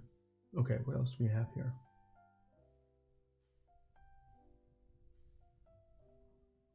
Yes, I want to take my show notes. Yeah, there's something about the Titanic I want to talk about. So a couple of weeks ago, I did a stream where I talked about anti-aliasing and pixels. And I said that pixels mathematically have no size. They're they're zero dimensional. They have no width, right? So how is it that a bunch of points can look like an image? Since pixel data has no width, how do you get an image? And I'm using the terminology of the scientist here. He says there's a spreader function, or a spreader, something spreads the signal. In the case of a monitor, it's the LCD pixel spreads the information. And I thought it's kind of hard to believe. I can understand why someone would find it hard to believe. Like, how could a point of light? Yeah, it makes sense with the monitor because you've got a big field of big chunky pixels, right? But does that theory really work? Can you really have small dots that when you spread them will look like a field? Now, you've seen this effect if you ever seen if you watch a sporting game, like a football or whatever, and on the sidelines there's these big banners that have videos and things. Now, I've been next to one of those. Now, when you're right up to them, they just look black with dots every couple of inches or so. When you're standing up to them, the dots are on. Maybe they're shifting color a little bit. You cannot see it anything. It basically looks black with dots. You can't see. But when you're in the stands, it looks like a solid image. Okay, so you've seen the effect. And I found an actual video that was published recently about the Titanic, of all things, that shows this. And what it is they have a drone swarm flying with colors in formation. There aren't that many drones. Let's just say there's 500 or 1,000. But watch the reflection in the water, because the water spreads the point light. Okay, watch. Hang on. It's quite interesting to see. Hang on.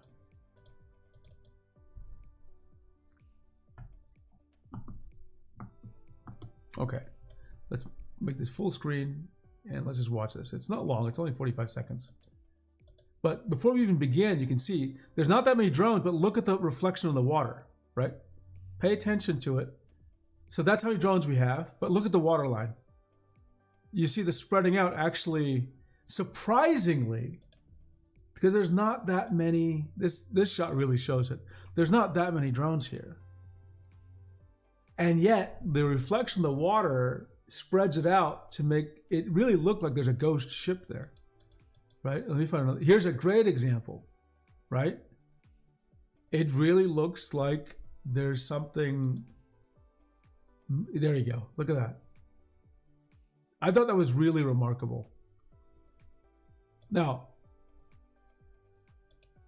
am I going to go out and watch Leonardo DiCaprio and Kate Winslet in Titanic? No. I watched it once and that was enough for me. But I really like it. It's a good illustration of this effect of how point sources can spread and look solid, right? Let's see, got a few comments here. Nick says, pimp my rice salad. Install a spring from a truck into a pen, make it super. Hey, yeah, you could pimp pens. Pimp my pen. Salop sauce. I would love Pro Pen 4 to have a bunch of bolts and gears and pistons coming out of it. Look, what do they call it? Steampunk pen. That's what it reminded me of. Salop sauce. Really though, the Pro Pen 3 customization is nice. Just learned that it has an eraser version too.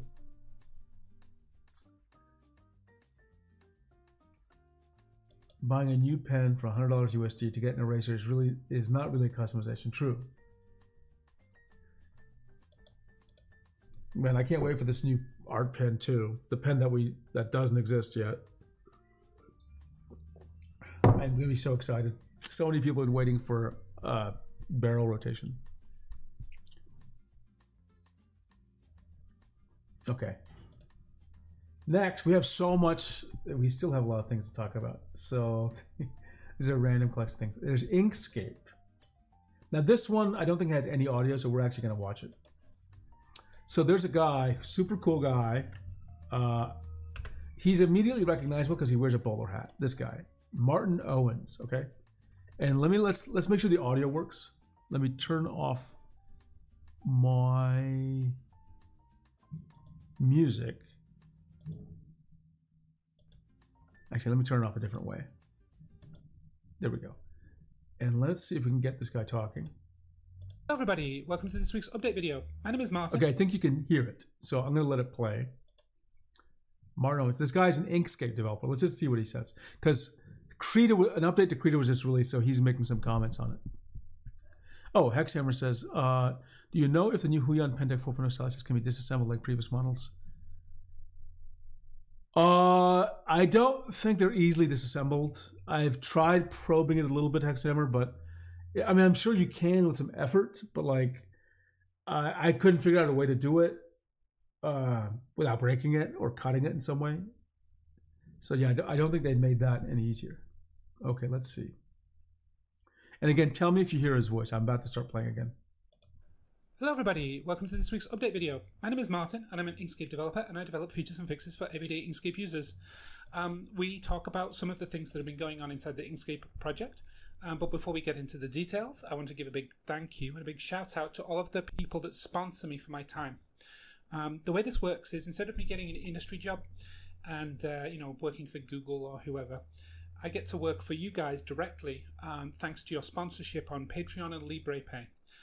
If you would like to join the people who sponsor my work and help me spend more time on Inkscape, please consider joining in the links below. Okay, so what have we been getting up to this week? Well,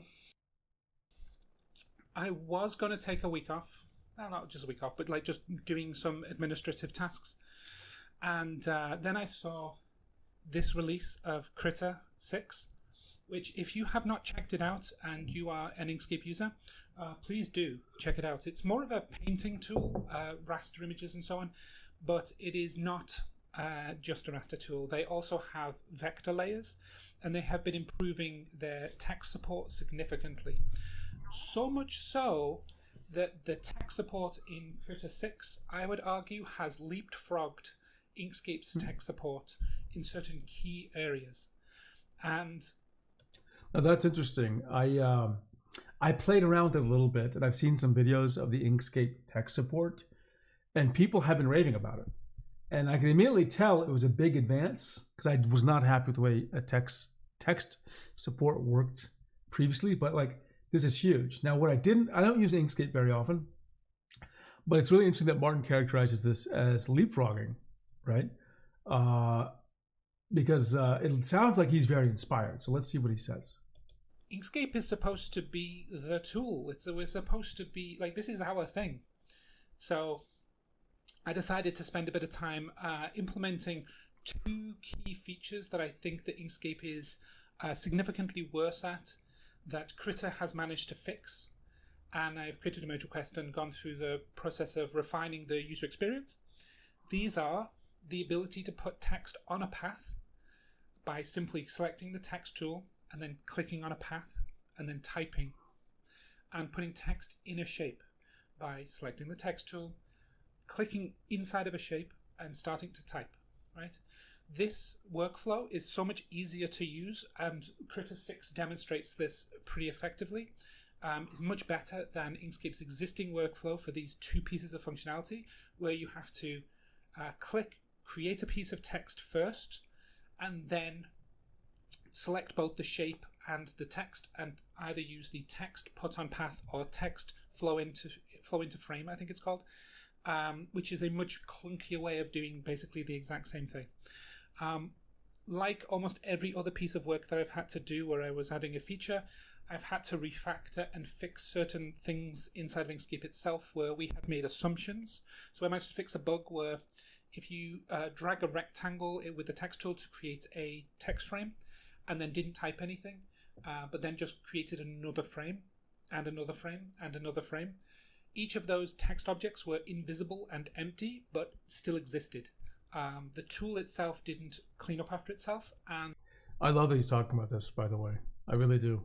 This is such a classic feeling you get when you're building software where, let's see, hang on. Hexhammer says, for me, the sign of a teardown friendly design is that silver ring. Like on, yeah, that's right.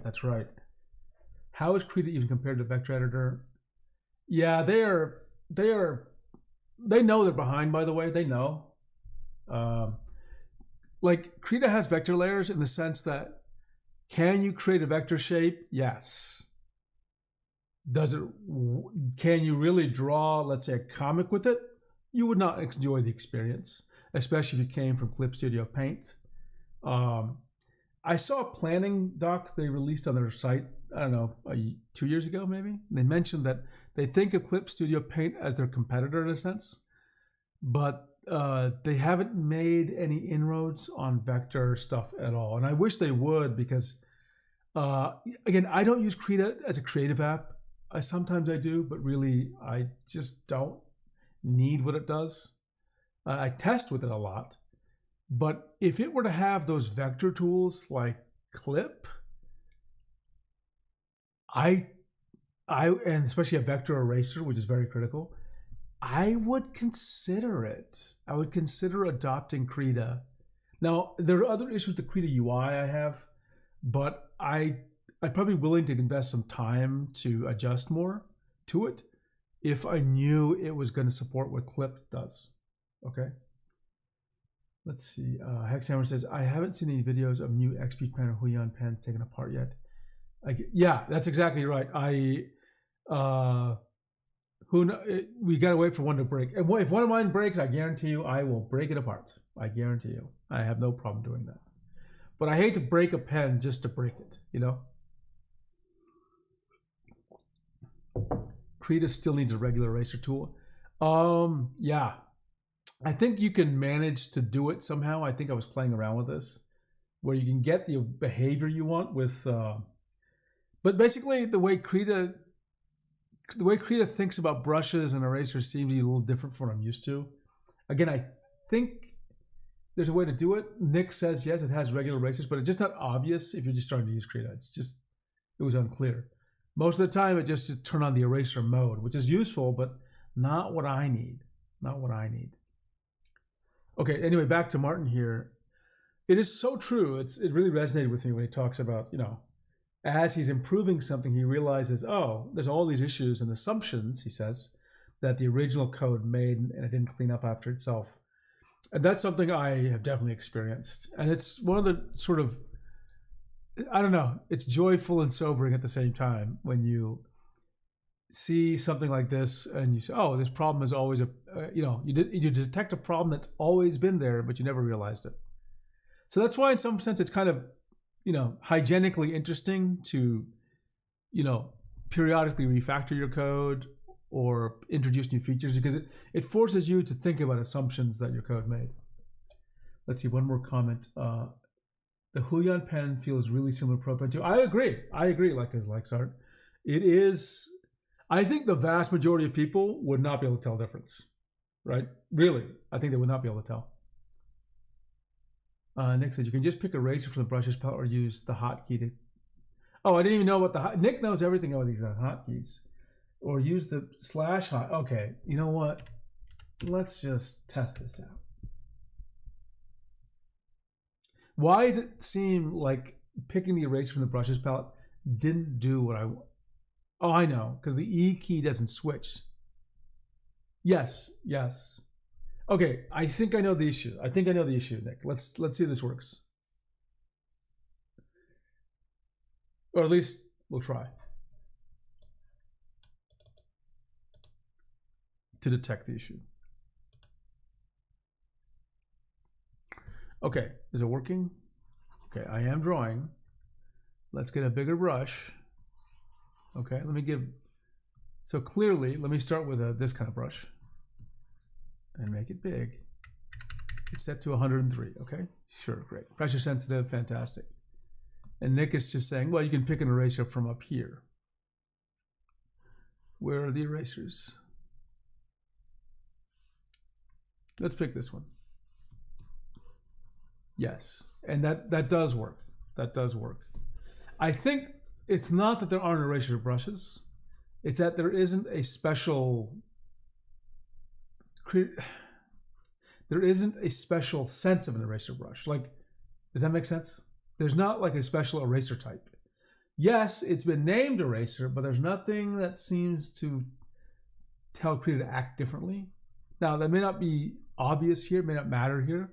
Let's try Nick's other suggestion, which is /. Oh, that's Nick. I didn't know this. Okay, that's kind of cool. It switches between what? What does it switch between? The last two brushes?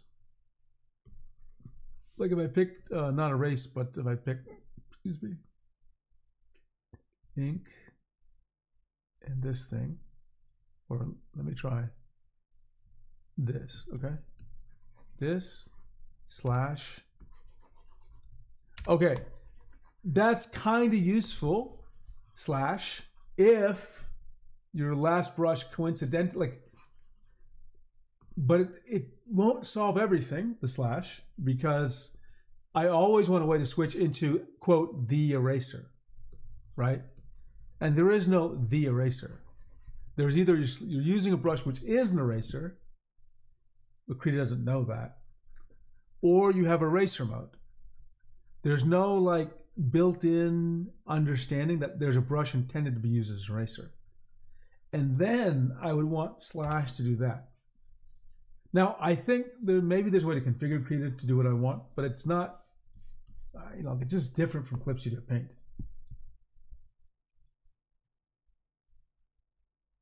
Oh, okay. Let's go back to Martin here.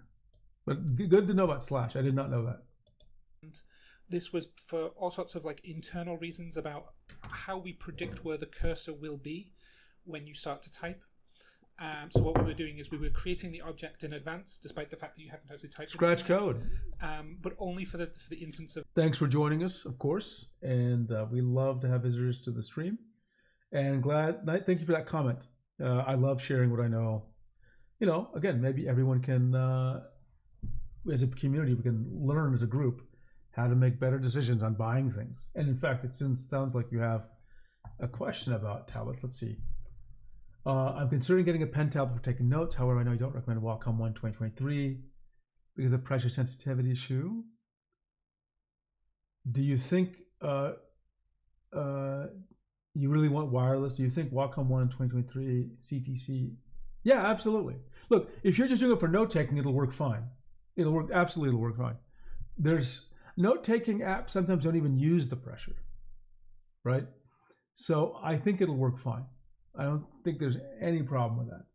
Now, it's a little expensive for what it is. In fact, let's take a look at the price real quick.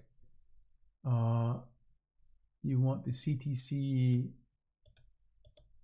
let's see, CTC 6110WL, oh, 6110. That is, let me just type this in Amazon.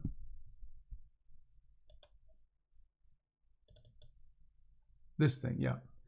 I think it's expensive for what it is. Honestly, I think this should be more like a $100 tablet. But yeah, it'll work fine for that purpose. Absolutely. It'll work absolutely fine for that purpose of note taking.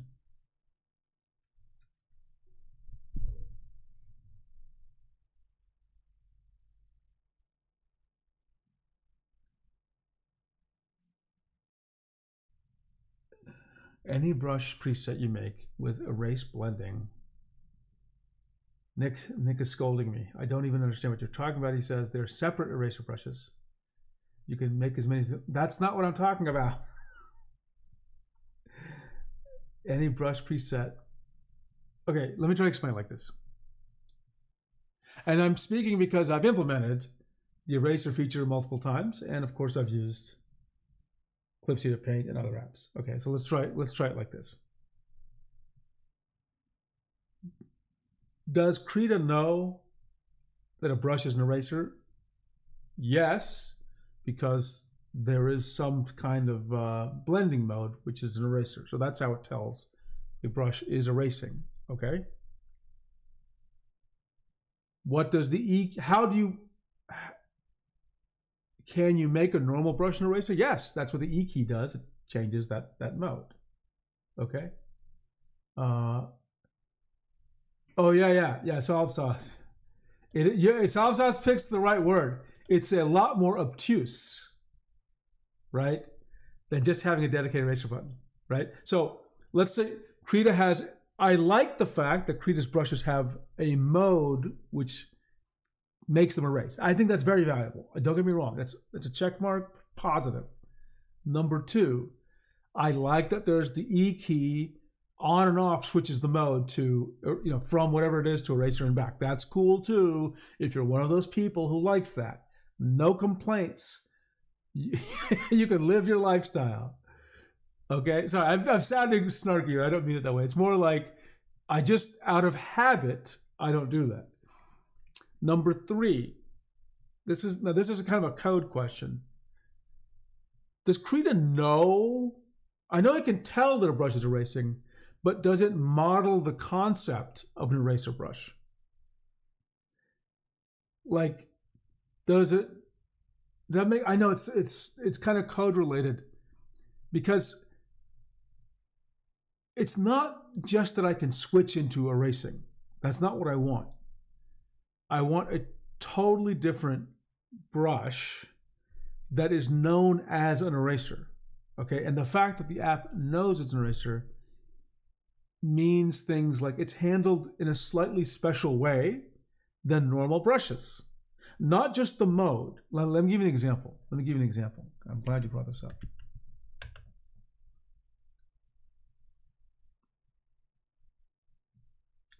I saw a Krita thread on this, by the way, in their community, and they were huge back and forth. And I think things got heated, by the way. But I'm waiting for Krita. I've got some Krita news, by the way. Where's Krita?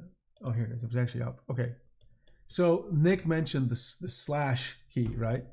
So he said it'll switch between your current brush and the eraser, and it doesn't actually do that. It just switches between the last two brushes. So it doesn't know that the last brush is supposed to be an eraser or not. We want a special eraser designation, right? Yeah, just a Solipsist got it. Just a purely separate tool on the toolbar, which essentially contains all. Yeah, they should contain all the eraser presets, or I guess any preset that has the blending mode eraser. I guess, right? But also, by definition, an eraser brush should never be able to paint because its purpose should be locked to erasing, right? And the eraser brush should have, Qt actually does this kind of correctly. Erasers have their own settings. Like, for example, and again, Qt does this correctly. Let's pick this thing, which has a size of 140 and opacity of 46. Okay, that's great, right? Now, if I switch to eraser, it's good. It has its own settings. I can set its own distinct size or whatever, right? That's good. We like that. We're just asking for a specific tool that's called an eraser and the ability to switch between whatever your non-erasing brush is and the eraser. See, in order for that to work, you have to know there's a thing called an eraser, right? Yeah, and Solipsist is right. You can still have the eraser mode as a hotkey because Clip does that, right? No, Nick is saying the 3 brushes on top are dedicated eraser brushes. They are brushes, not a separate tool. When I use the eraser on pen,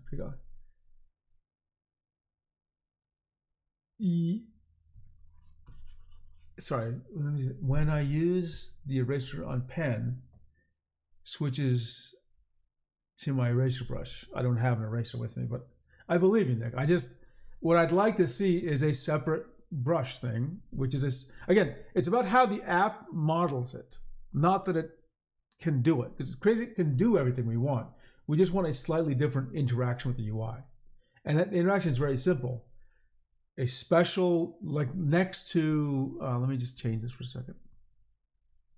Okay, next to this brush, we just want next to eraser mode, we want an actual eraser brush, right? And a key that can swap between your non-erasing brush and your erasing brush.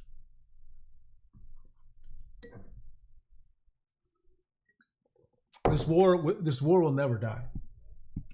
BNF5G bought the Huion Pro 19 last week. Was your site? Very happy with it. Good. Glad to hear.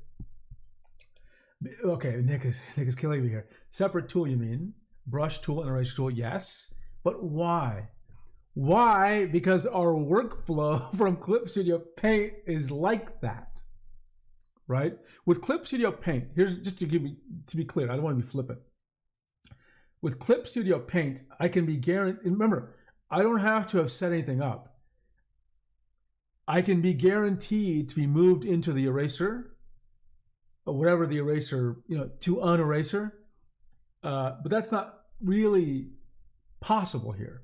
Not in the same way. Like here, I can turn on the erasing. There's 2 ways. I can't use the slash keys. The slash key does not guarantee that I'm going to flip into an eraser. That's problem number 1. Problem number 2 is the eraser mode doesn't help because we tend I don't know, I can't speak about everybody, but lots of us tend to draw with one line style, but erase with a totally different one. So turning on that mode isn't helping, okay? Switching brushes technically works for us, but in reality, it's irritating as hell, right? I don't want to switch brushes. I just want to temporarily use the eraser, right? A specific eraser. So here's another concrete example, I think. You can hold down the E key temporarily.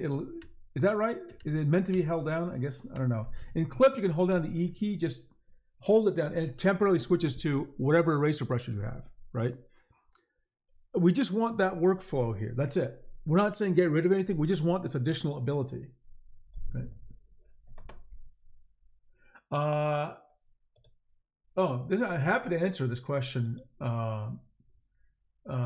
Sakdas. What would be your perfect drawing tablet? It's here almost. Okay. I would say, I mean, we're gonna ignore the fact that lots of people hate the buttons that are on top here. Okay, but this is basically the perfect pen tablet, right? The only issue is, I think the Pro Pen 2 is better than the Pro Pen 3. That's just my preference. I've gone back and forth on this, but right now I'm in my Pro Pen 2 love affair phase. What's it called? I'm a Pro Pen 3 stan. Is that the right word? Or Pro Pen 2 fan. I'm Pro Pen 2 mogging. I'm eraser mogging with the Pro Pen 2. I'm eraser mogging, and I'm IF mogging. Okay. IF mogging and eraser maxing. That's what we're doing. And nib smashing. We're nib smashing. So this really is the perfect tablet. And the good news is, I think Wacom is going to have competition pretty soon when Huion gets, one day when they finally release pen tablets with the PW600 pen, everyone's going to be able to afford something that's really good and large as well, right? This is a large one. So medium will work best for most people, but large works best for me. This is my perfect pen tablet, honestly. Again, I don't care about the buttons. I hate buttons. I disable them all the time. But this is it. This is like the abstraction of the best. If you thought about like what the abstraction is of what the best pen tablet is, this is it, honestly. And everyone will get there soon. Pen display, it's a little more complicated because the sizes match.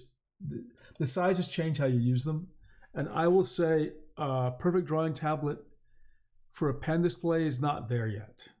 Okay, and first of all, I think we got to deal with this lag situation, which I don't know how to deal with it because as far as I can tell, there's no way to minimize it more other than use predictive position stuff. But maybe that's something we should do or brand should do. I think that would be an improvement. But okay, so let's start with a baseline and say what would it make to make it perfect.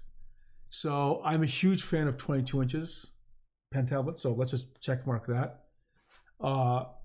Except for the Windows Ink driver problems, the Campus 22 Gen 3 would be essentially a perfect pen display, right? It's got no fans, it's quiet, it's not too big, it's not too small. It's got a great size, the pen works great.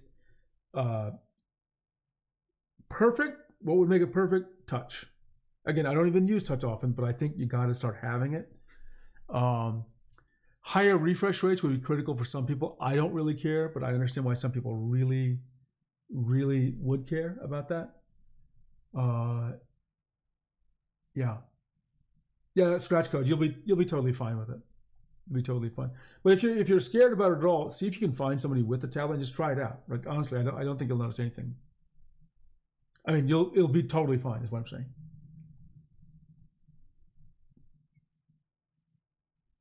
Yeah, Soft Sauce has been nailing it in the chat here. It's one of those things that you're probably fine with if you started on Krita, but just coming from any other program, it's obtuse. Yes. It is absolutely like, it's just so weird. It's jarring actually because you don't realize how dependent you are coming from other apps, right? And again, I'm not criticizing what Krita does. I'm saying they need to add a little bit more to make it like workable for people coming into the app, right? And I think honestly, I know it sounds so trivial, but it's really irritating. It is really irritating to switch to Krita's erasing style when you're covering Clip Studio Paint. And in fact, I'm going to try to find it. There was why is my music not playing? Also, oh, I turned it off. That's why. Hang on.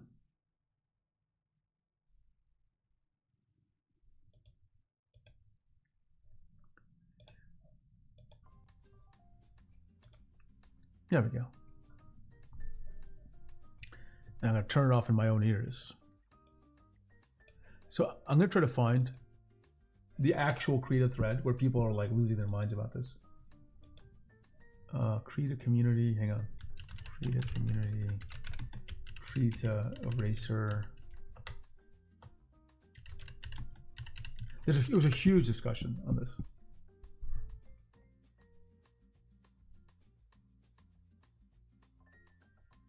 Okay, so first, let's just take a look at what I found, okay? Number one, think about this. Someone a year ago posted, "Where's the eraser?" Right? The fact that someone has to ask is interesting. Does anyone mention the? Look at this. They put the E key here. Nick, I came from Photoshop. It has separate eraser tool, B, E hotkeys, E for temporary eraser plus. Look, I'm not saying you're wrong for missing it, Nick. I'm just saying for those of us who switch back and forth a lot, well, like I do, I switch back and forth a lot because I have to test with Krita. It's just irritating. It's just irritating. I'm trying to find this eraser tool. There was a huge discussion. I mean, it was crazy how long it went. Let me see if I can find it. Eraser brush. Eraser brush. Maybe I should spell brush correctly. How's that?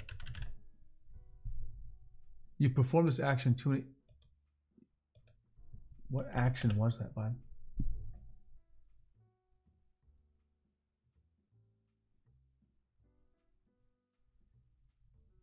Okay, let's just see.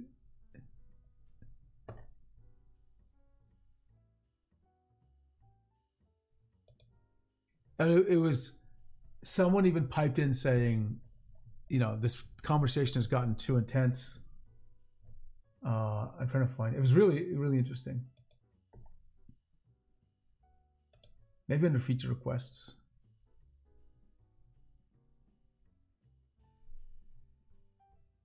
That's why Nick says, that's why I like having eraser on ProPen 2. It works perfectly in Krita. Auto switching to eraser, brush and back. That's cool. We want the same thing.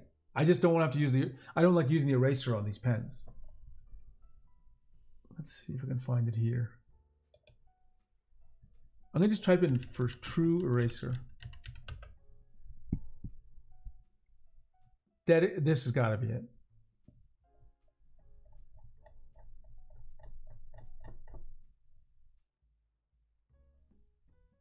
Let's take a look.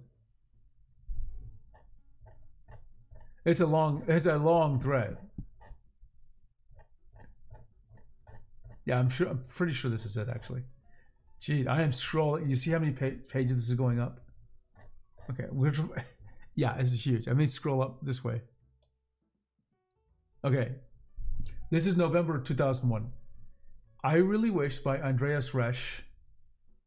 I really wish there was a dedicated eraser tool. So here's another request. And what does this imply? He's seen people have requested this. The workarounds might 5-year thread on this might be helpful. And again, for users coming from Photoshop, this is a bit of a step back, right? And then you get, okay, it's just funny to see this discussion, by the way. It's like, I can't do this. I mean, I don't want to do it in a sassy way, but like this guy's like, the purpose of Krita is not to copy Photoshop. If you want to use Krita, you must adapt to it. I get it. But I think it's unfair to say complaining and saying it's better and Photoshop's useless. I think you got to recognize there's a pattern of behavior, which is what people do in other apps. Okay.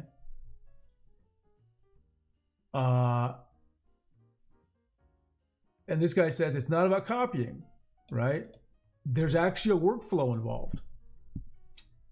Let's just see. And actually at some point in this thread, I swear to you, an admin steps in and I think says like this conversation has gotten too heated. Look how long this discussion goes. It is, I'm gonna find it actually.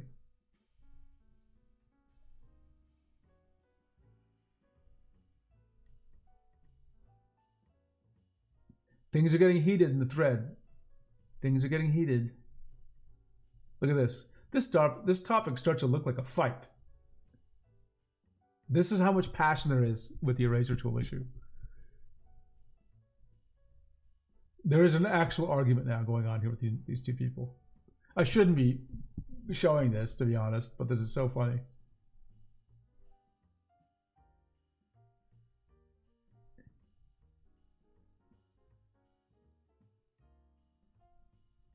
Okay, this is good feedback. This guy says the phrasing is important. It's better if you talk about the workflow rather than saying, do it like this because Photoshop does. Okay, fair. Sneezing.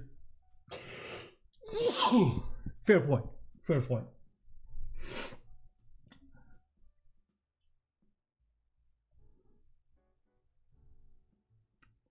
And then there's this, God, let's see. I forgot what this is, brush slots. Oh, the 10 brushes script.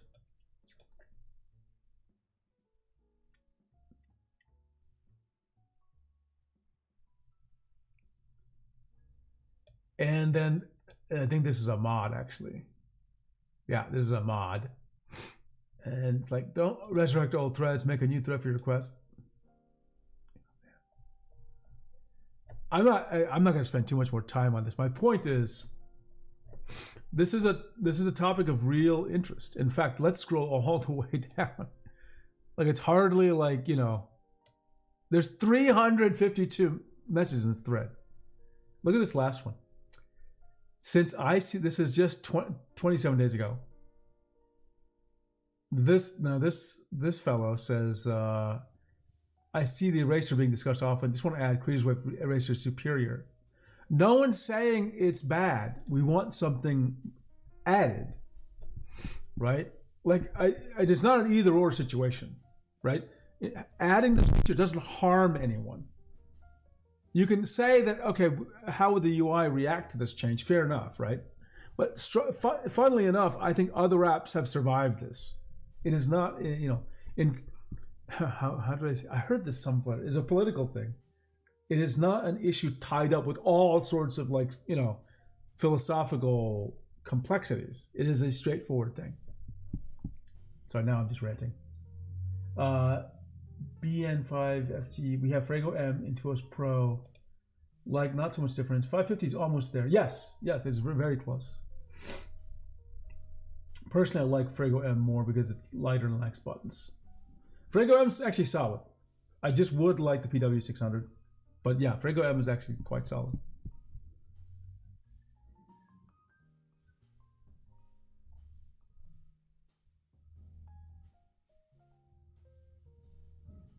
I'm going to ask, you know what?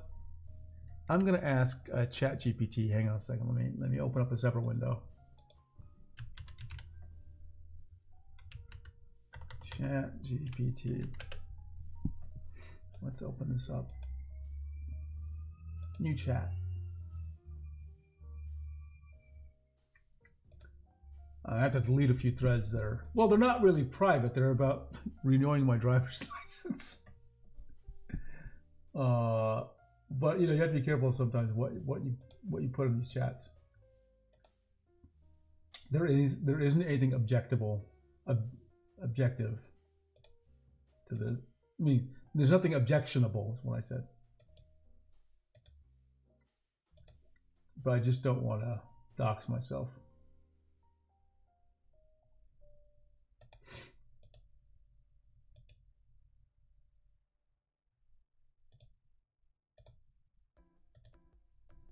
Most of this is about drawing tablets.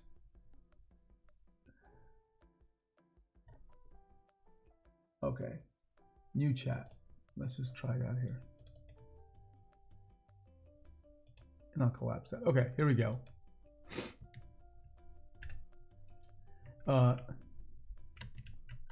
Analyze. This is a good use of AI, by the way. Analyze this discussion. Let's just see what it says.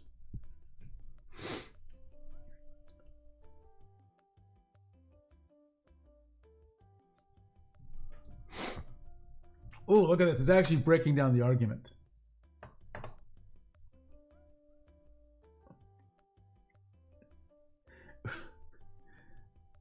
No, this, sorry. This is not, it's not understanding what I'm asking here. I don't want to analyze a specific. Oh, I see. It thinks I'm talking about a specific post. No. I don't want, I want the entire thread to be analyzed.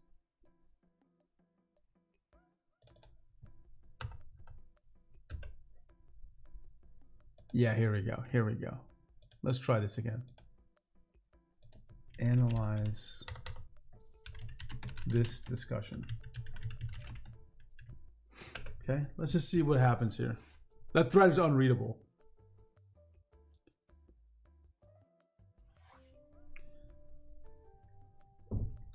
The core disagreement, tool versus mode.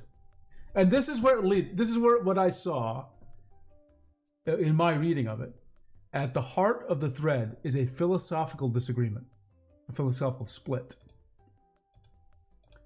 Position A, pro dedicated erasure rule. That's what Solid Sauce and I want, right? It clearly says why, right? And these are all valid reasons, right?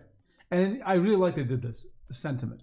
It feels like a step back. If you come from another app, it's like, right? Position B, Krita's current model is better. That's if you like it, it's better for you, right? And again, we're not asking a switch, we're asking for an addition, right? And this is the argument, this is a classic thing you see in Microsoft when we're talking about things. It's like, well, the thing we're building does everything you want, so just use it, which is valid, right? But like, this is like, and so, I'm going to be a little unfair here. The sentiment is accurate, but it also doesn't capture the issue. First of all, erasing with the same brush preserves painting feel for you, for the kind of painting you are doing, but I am not drawing that. And I'm not painting. Remember, I'm doing a webcomic. So my erasers are different than what I'm painting with. Okay, they're very different.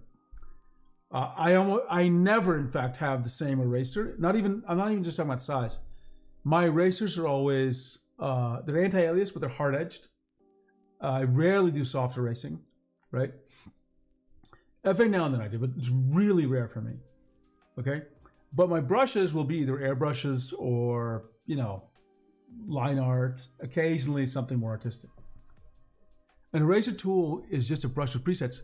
Well, that's accurate in an implementation sense, but it doesn't capture the behavior, right? Right? Let's see. This is actually useful. I mean, like, I was talking to, sorry, now I'm just ranting for a second. I was talking to a colleague of mine who works in the field of community, and I really loved working with her. Her name is Valerie, and I told Valerie I'd give her a link to this channel of mine. And I had a really good discussion with her. She's very, she's a real leader. She's a real leader, really thoughtful person, and level-headed, definitely level-headed. And I appreciate that. So Valerie is looking for a job, and I just wanted to check in with her and just see how I was doing. But I told her, because I worked with her in the same field, sort of at two ends of the same thing, which is community. And I said, I've got some thoughts about how AI could help community. And I asked her, like, has she seen anything? And I said I'd write some things down. And that paradoxically, since I left Microsoft, I'm doing more community work than ever. In fact, all of you in chat are part of this community. And it made me realize that this is a very common problem, is to catch up on a really long thread. And there's some really interesting points it's laid out, which is, and again, who knows how totally accurate it is, but this is very common, right? What is the core disagreement, which is not technical, it's philosophical, right?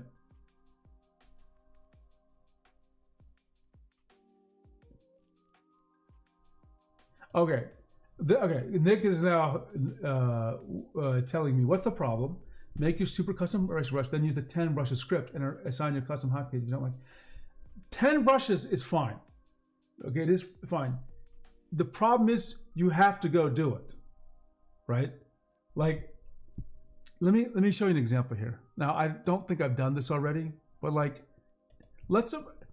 I want you to put yourself in the position, not me or yourself, but just a random person coming to Krita, right? Who has used Paint or has used some apps, right? They're not a total novice. They have some idea what to expect, and they're like, I I want to assign a hot, because they did this in Clip Studio Paint, you assign a hotkey to a brush, right? Now, how do you think you'd do it? You'd probably look in settings and look somewhere for like hotkeys, right? Where is it? I don't see it. I don't even know if they have one, to be quiet. Keyboard shortcuts, right? And you wouldn't find it. You wouldn't be like, you could probably find brush, but they're about brushes, size. But what you don't see is like, oh, press 0 to go to the eraser, press 1 to go to this. Like that's just a thing you expect.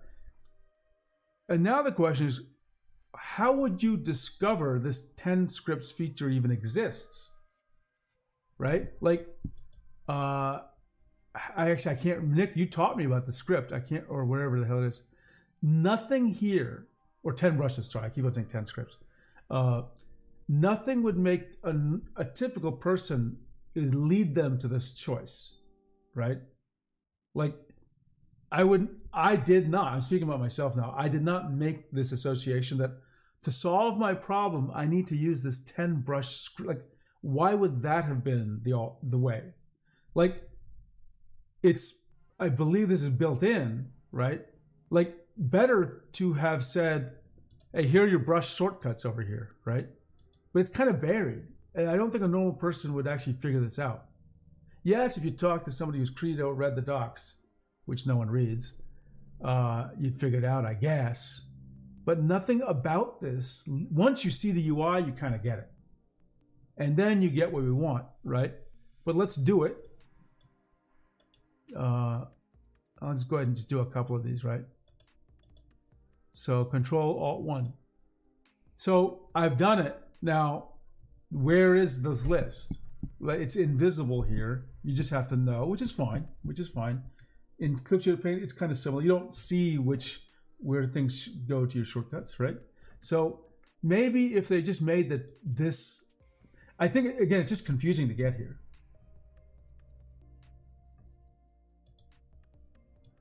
I struggle with it. I did actually struggle with it. How to assign a hotkey to a brush.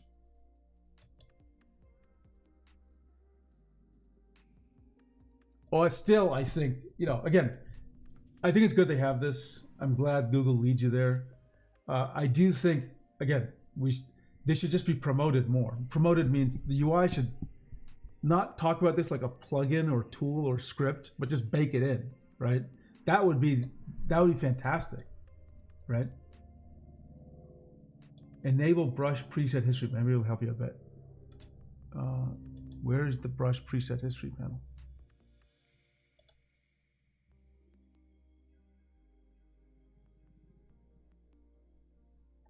If you can tell me where that is, I'd love to know. Yeah, like if you just had settings, configure Krita, brush shortcuts, brush hotkeys, I'd be like, fantastic. Don't have to, we don't have to have the discussion anymore. But it's just it's like work to get there. With Clip, let me just show you a clip for a second, just for reference.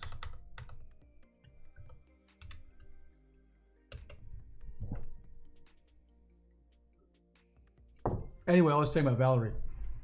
I really think it's useful for this kind of AI to be able to help deal with these kind of long threads, like where were we at? What is this really about? I thought it was really nice it captured that distinction. Oh, sorry, where did the clip go? There we go. Oh, I want the actual drawing app. Hang on.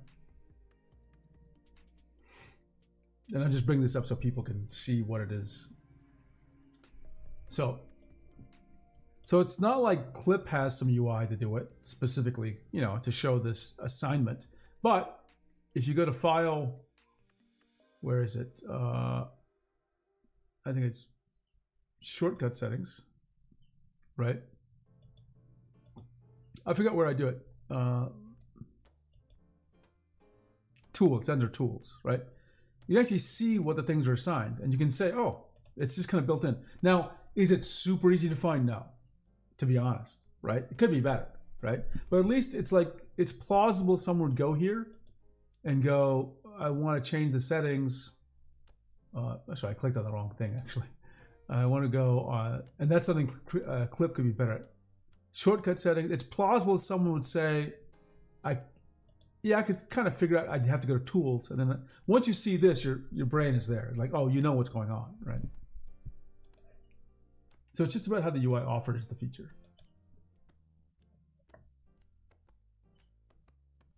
Hexhammer says, it took me about a month or two to switch settings, Docker, brush, preset history. I'll try that in a second. Hexhammer says, it took me about a month or two to switch from Photoshop to Krita. I found the eraser mechanic weird. You can't draw straight lines with shift click. Instead, you have to use V. Got it. Yeah. Okay, let's see. Settings, Dockers. Oh, I'm in Clip, no wonder. I was looking for Krita settings. Settings, Dockers, and what's it called? Brush preset history. Yeah, this is useful. And maybe, Nick, with what you're telling me, maybe some of my issues now get a little more solved, right?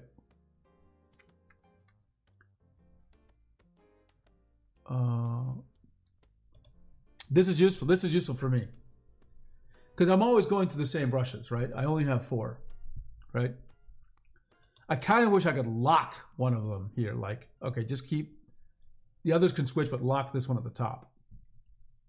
But I guess I don't need to do that because I could always create a, I could always tag my brushes, right? And say, in fact, I think I did this somewhere. Yeah, that's my favorites. I guess that's another way of accomplishing what I want, is just switch it like this. Okay, this is good discussion. Okay, let me go back to the thread just to make sure I didn't miss any. All normal people. Yeah, I don't go through many. I use, in Clip, I'm just with the G pen, sorry, the fine liner, or whatever it is, the marker, the G pen, the airbrush, and the eraser. That's it. I use fill, but that's not really the same kind of tool. Solid Sauce. I did eventually find a plugin that adds eraser hotkey to Krita, but it's buggy interacting with the other tools. Interesting. Doesn't the 10 Solid Sauce does not the scripts 10 brushes thing work for you instead of other plugins? Actually, I am really getting, my throat's getting a little dry. Let me get some water. I'll be right back.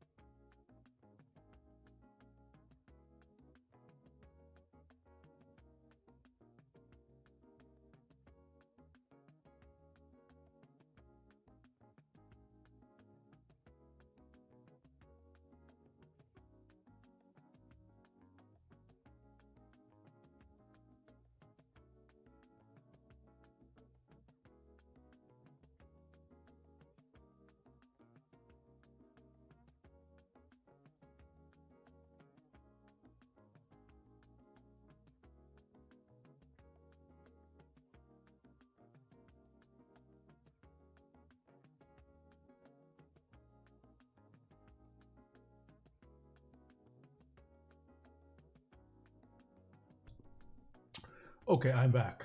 I am back. And let me get my music reconnected here.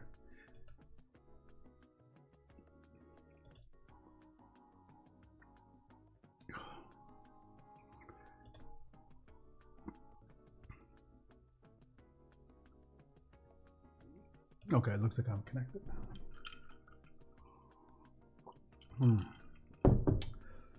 Okay, good discussion in chat on this creative thing. Let me go back to the document. Let's just see if there's anything else we want to pick up from this. It's really fascinating.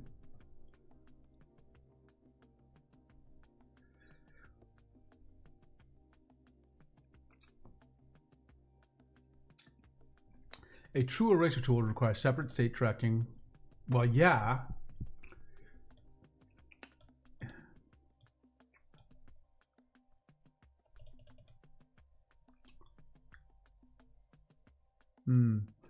Turns out this conversation gets very circular.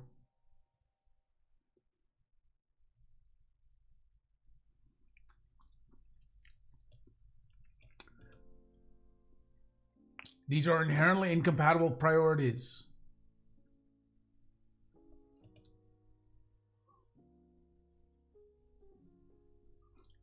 That's really, this is actually quite interesting when you put, actually, give me one more break here. I'm going to get my, I'm going to get something, I'm a little cold, so I'm going to get something to cover me. Right back.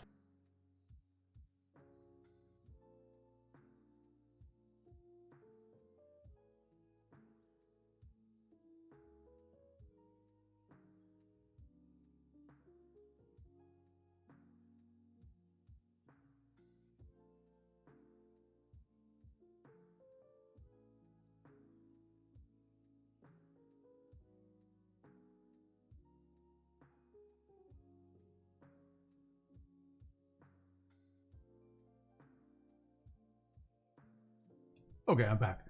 So when I look at this chart here, what are the different axes, which I like seeing this, because sometimes you do have to break apart, like, and tell both audiences, here's what you seem to be prioritizing. And this does a good job, right? And Solipsauce says, the state tracking bit is vital to this argument, I think. Glad it put that. Yes, absolutely, absolutely. I think, what I see here, this is just me being, 28 years in Microsoft.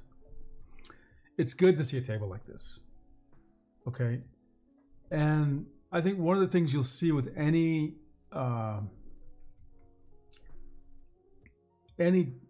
set of people is, where they are invested in, sort of philosophically, right? Now, the way I think about Krita is that it's tech-oriented. Like, the thinking of it is tech-oriented, right?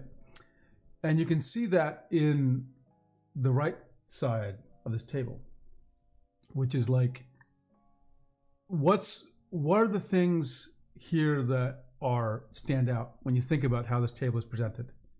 Words like unified, consistency or internal consistency, and flexibility. Flexibility is critical. Because when I read those things, those three things, what I hear is on that side, there's a kind of architectural thinking on how the application behaves, right? Which is not invalid, but it's good to realize that that's what they prioritize, right? Whereas the other users, I think I'm not sure I'd like this entire bottom row flexibility. Like, it just depends on what you're flexible about, right?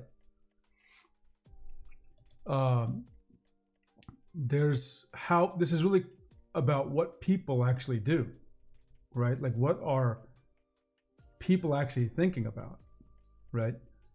And this is a classic split between tech and experience. And I'm sure if you ask the Credo model users, they would say we think about experience just as much, and I think that is accurate. But how do you make decisions between this, right? I think there is probably a path that gives everyone what they want. I really do. I don't think it's as complicated as people are making out, right? But I also wonder how they make decisions about the experience when they get feedback like this, right? And I don't know, like in Microsoft, if you had a large team, you would have like a user council, or I mean, they don't always use that phrase, but you would have a way for users to. They might be certain leaders, like your big customers, or just very vocal users, where you'd review ideas with them, and ideally, among other things, you'd have a list, which is like stuff that our council wants us to address. There's like 100 things, right? They're like, you got to do this, this, this, this. And ideally, every quarter or whatever, you're able to have a conversation with them saying, hey, look, these are the things you told us are important. Here's the progress we've made on all of them. And I hate to say it.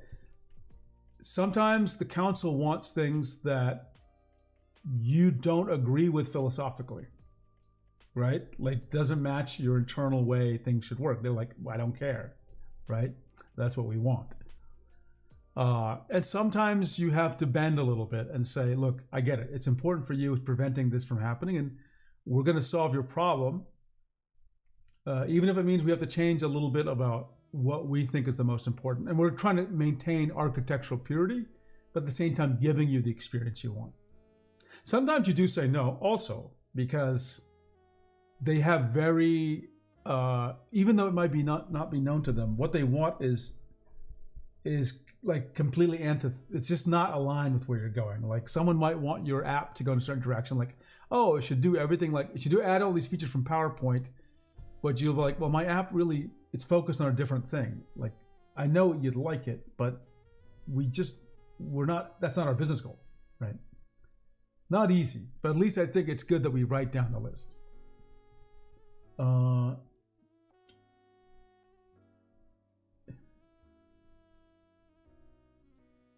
That's another reason I like good old eraser on pen. You can use it super hard and don't wear. Good point. Good point.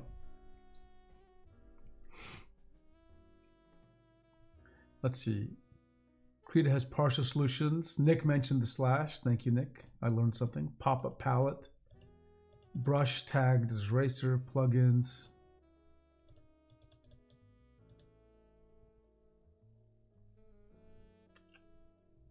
Yeah, state comes up against Solipsauce, right? Yeah. And this is, I think this captures a lot of the things Solipsauce now we're saying. Just like, it doesn't give you the feeling you want. Like you can have all the flexibility, but it just doesn't give you the feeling at all, right? Or doesn't completely give what you're expecting. Let's see these, what are the hybrid ideas? Eraser brush tool, separate shortcut. Yeah, that would probably meet my needs, honestly, which is just like, I just want a separate shortcut, right? That remembers the last, that's all that would solve my needs. Slot-based system. Different slots remember different brush sets. Plug-in idea. Interesting. I'd have to think about this one more. Oh, this is interesting. Distinct user personas. Transitional users coming from Photoshop Clip Studio. Yep. Cognitive friction. Great. I love this analysis. Native Krita users.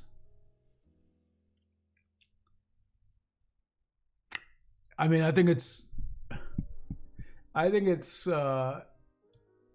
don't know. My feeling is that this is a little oversold here. Like feature bloat and regression is like for a feature they'll never see or use or feel in any way. So it's hard to talk about this as bloat when they'll never see it, right? Like this kind of feature with Clip, for example, it's not like it shows up in the UI. It's not like there's a new button there or anything. Nothing has to change visually, right? And I think regression seems like maybe overstated. Like, really? We expect the brush engine to get worse because of this? Wouldn't even affect that.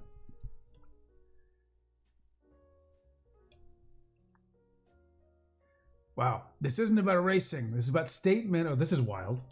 This is about state management creative tools. Now this is a real program manager conversation. Should state belong to the tool or to the brush itself? So this is fun. This is fun. If those of you who write code will probably get this one. There's some things we never think about these kind of state management. Let me give you a perfect example. And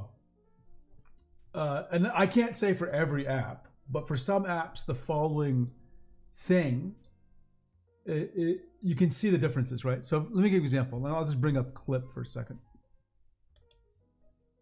Clip does something that I don't know if it's unusual, but like I remember I was surprised when I first saw it from my perspective. So I'm gonna make a selection, right? Where's my selection thing? I'll make a weird, or just a rectangle, okay? I made a selection, okay? And then I'm gonna paint.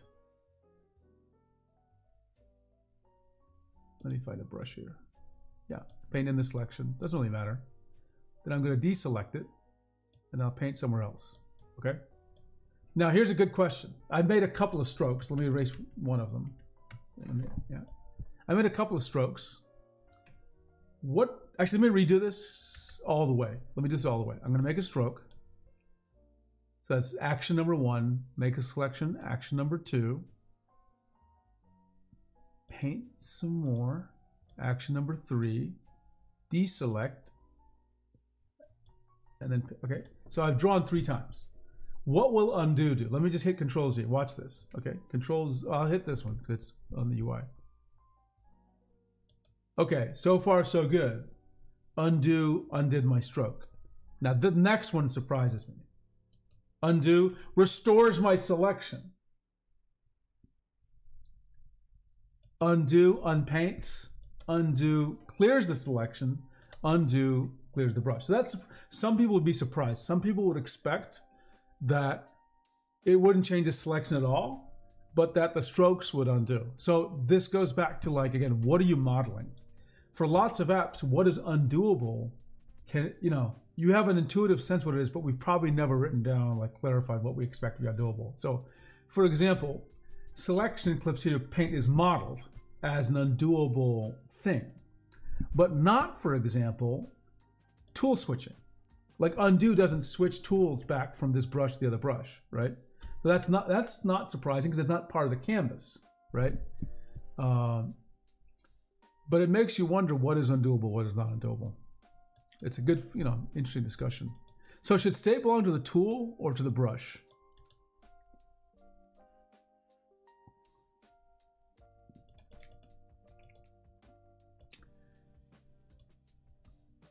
Undo behavior, preset, shortcuts.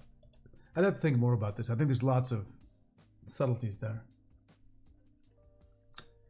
Strengths and weaknesses of each approach. Flexible, okay. No, this is good. Where is it going? Unlikely. More likely. Better shortcuts, toggles, memory systems, UI affordances, plugin based. Yeah, just we can move a little bit in that direction, right?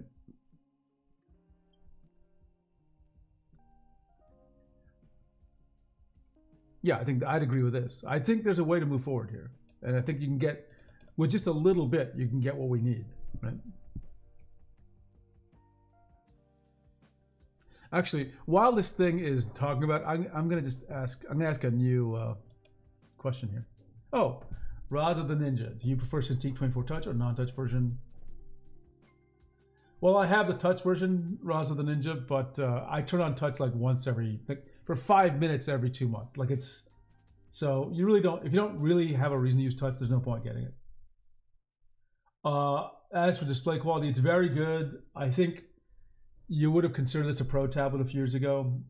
The Pro models, I think they have more like better color gamut support. They have higher refresh rates, but like, I don't think you'll find the quality of display is bad. It's just as high quality. It doesn't have some of the Pro color management features though, right?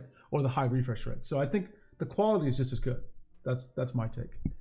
And it doesn't have the same resolution. It's not 4K, for example. Explain. Oh, sorry. What do I want? I want, I need to do this later. Explain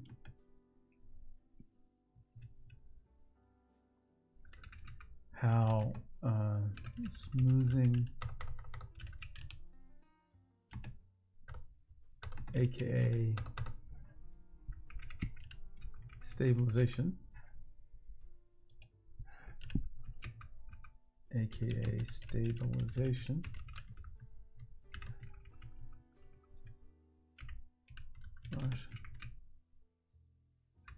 is implemented in Krita. Which components are involved? What algorithms are used? Let's just see what happens. Are used.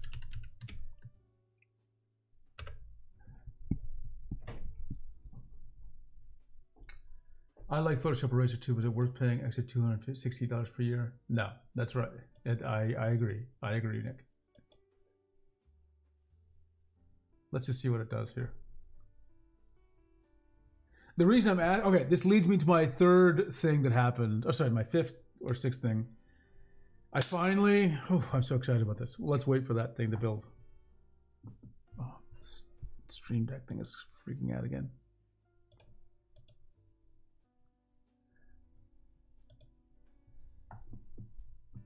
Okay, there we go.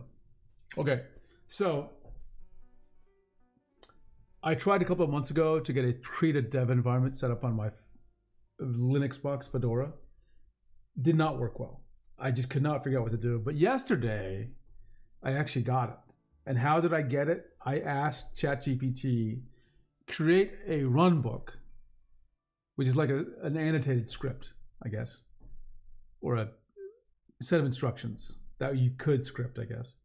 I asked it to create a runbook teaching me, a novice Linux dev, to set up a Fedora to have Krita installed. Then I took what it gave me, I gave it to Claude, and I said, read the runbook, clean it up, do whatever you need to do. And then I said, start running it.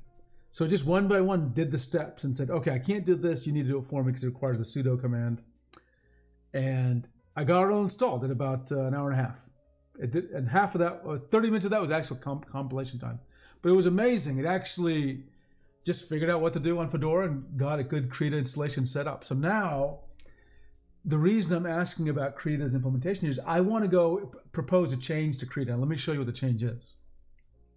This is why the discussion about changes is so important to me, because I actually have one planned. So, let me erase this. And we want to go to brush smoothing, not none, but weighted, okay? Now, weighted smoothing is interesting. Let me turn on a different kind of brush because I need to show you a problem. This should exhibit the problem. Let me give it a nice opacity and make the size big, 300, okay? So I'm gonna draw a super, let me make sure the stupid pressure curve is not doing anything.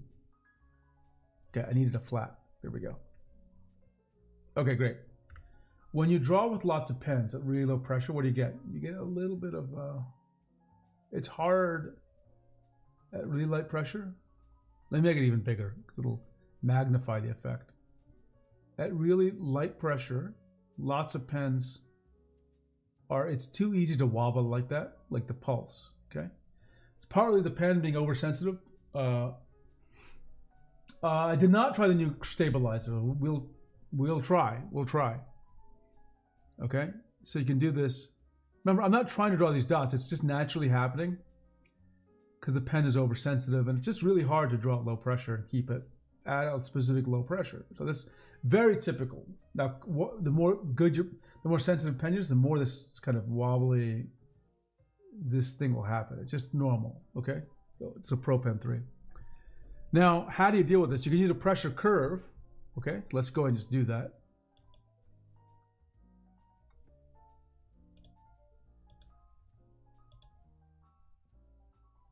What was this thing?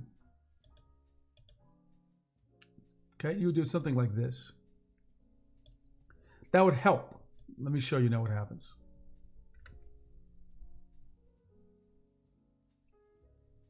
It does help, but there's still blotchiness, okay? Lines are thinner, but it's still not really easy to control. So you can do smoothing, pressure smoothing, okay? Now, that's what this weighted thing is. I'm gonna turn off pressure smoothing for a second because it was actually already on, right? You still get some of the blotchiness. Now, let's crank up the pressure, turn it on, number one, and crank it up a lot, to like 500, okay? Now take a look at this. I'm drawing at super light pressure. Is there a little bit of blobbiness? Sure there is. But it's much better, right? Like you're not seeing, if I'm drawing faster especially, you're not seeing the kind of extreme thing. So the problem with this pressure smoothing is you have to get pressure smoothing. Sorry, you weren't able to see the full screen. You have to get pressure smoothing with brush position smoothing. And what I want is an independent pressure smoothing.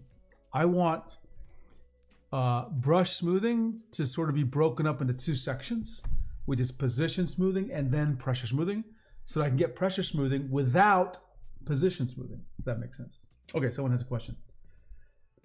Recently came across your videos in Sight. I love the details comparisons you have done for all the tablets.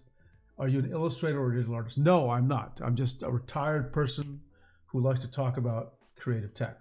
So, and I've never held a job as an illustrator or a digital artist. My background is in distributed computing, and I worked at Microsoft for 20 years on that and security and stuff. But I've always drawn, but it was never like my profession or something. Okay, so that's, to do this, I wanted to propose a change, and that's why I had Krita set up on my box, as well as I'm asking ChatGPT to tell me how Krita is doing this, because I want to, yeah, this is exactly what I wanted, right? Krita's IS, I don't know what the IS means, KISS, tool, freehand helpers. This is actually pretty good.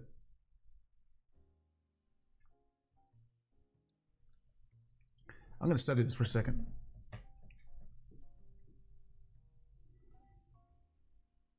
Weighted smoothing. This is complicated. Stabilizer, which I don't care about. I don't like the stabilizer. I want to know more about this one. I'm really surprised, by the way, that weighted smoothing is this complicated.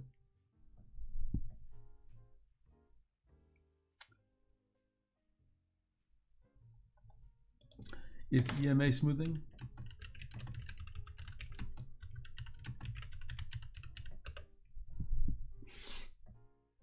I'm gonna talk to Cube about this.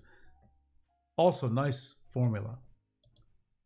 I assumed it was using EMA smoothing, but now I see it was not.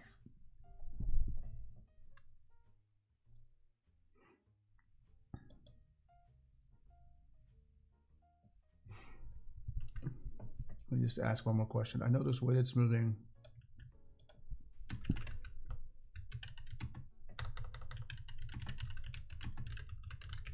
Can also smooth pressure.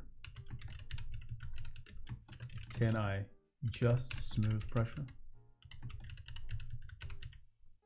but not the position? Brush position.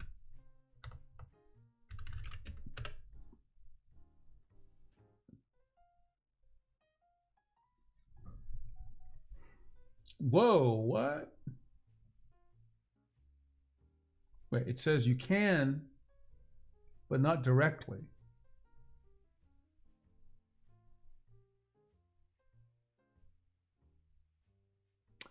Oh, whoa, wait a second. This is interesting. Brush 1, brush editor, pressure curve recommended.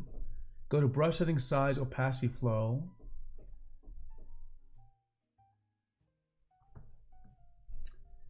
No, that's not the kind of smoothing I want. That's a brush curve, a pressure curve. Use stabilizer with stabilized sensors off.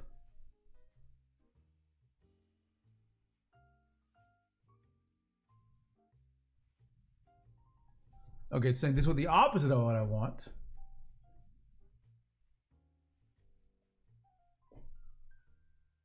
Pixel Brush has... this is fantastic. I didn't know some of this stuff.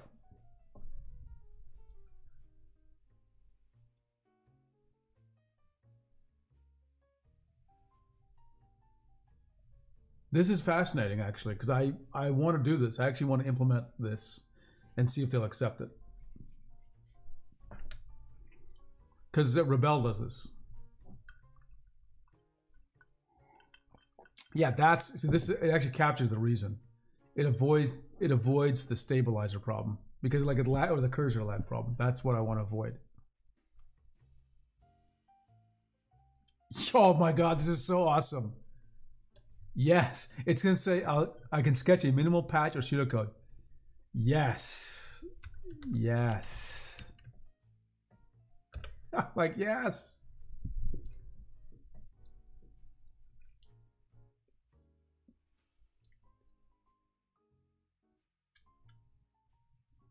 We'll just let this cook.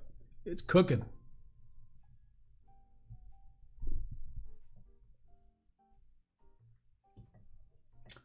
Should I upgrade to Intuos Pro 2025 in the future? I like a design that will fit on my desk easier and use a keyboard.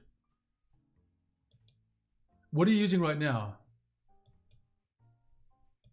To be honest, I think you should wait as long as possible. There's nothing wrong with what you have. Don't upgrade until you have to. Seriously, I don't think you should upgrade. Unless there's something that's really a problem with your tablet right now, somehow. Whether it be buttons or something, don't upgrade. There's no point to it.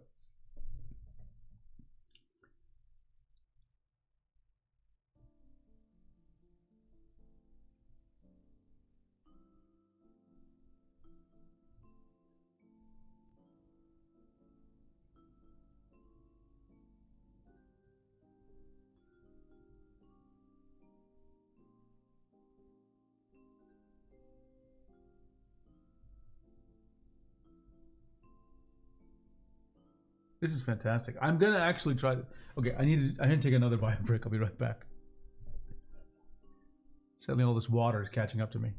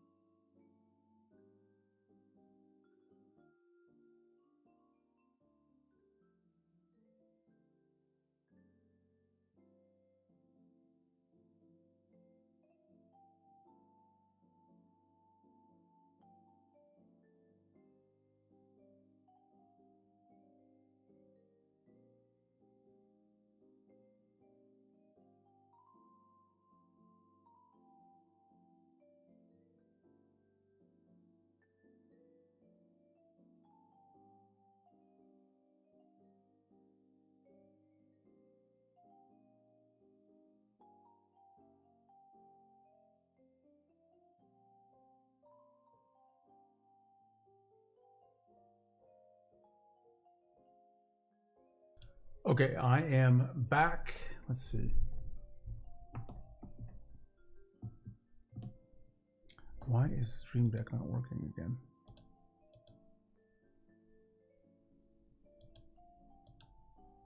Oh man, sometimes I hate this thing. Let's try to reconnect it.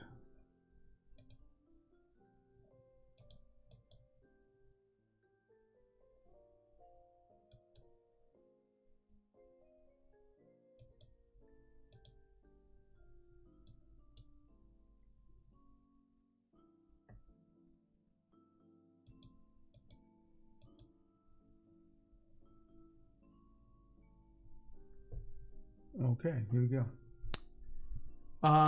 Let's see.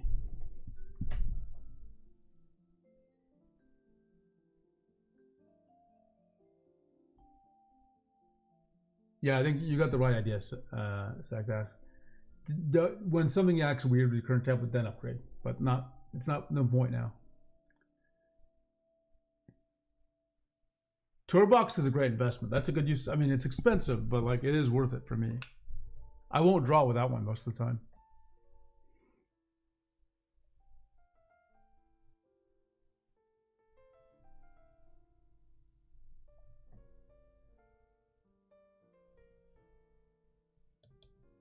Yes, this is so useful. I'm gonna see what it'll be able to extract out of this.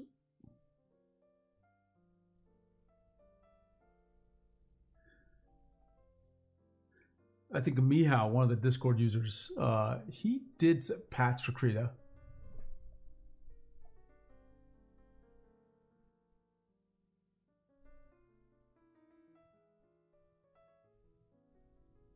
This is really good design. I like what it says here.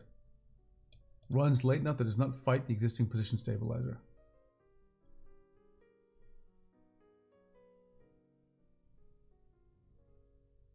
Yeah, definitely overpriced. I want to learn how to build one though. I mean, basically I just want a simple, I just want more buttons. Someone told me it shouldn't be too hard to do.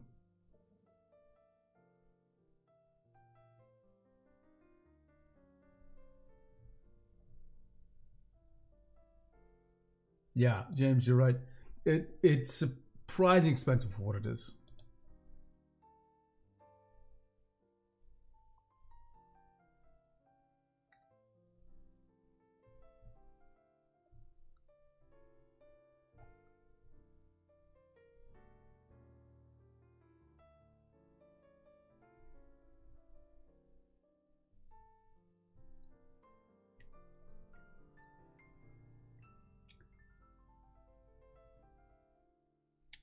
This is interesting. Hang on. I'm going to try to see if I can fix this Stream Deck problem. It is just really confused about what's going on.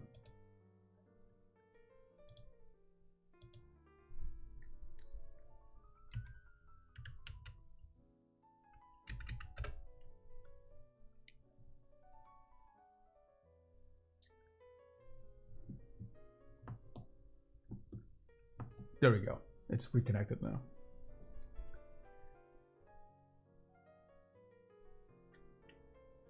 This is interesting. One caveat, line starts. There's historical evidence that smoothing pressure inside weighted smoothing makes the start of the line hard to control and often too thin. Yeah, it's true. This is true, but yeah, I don't think people, the suggestion is what people, I think, do. They initialize EMA from the first raw pressure sample, which I think is normal. I'm surprised they even brought it up this way.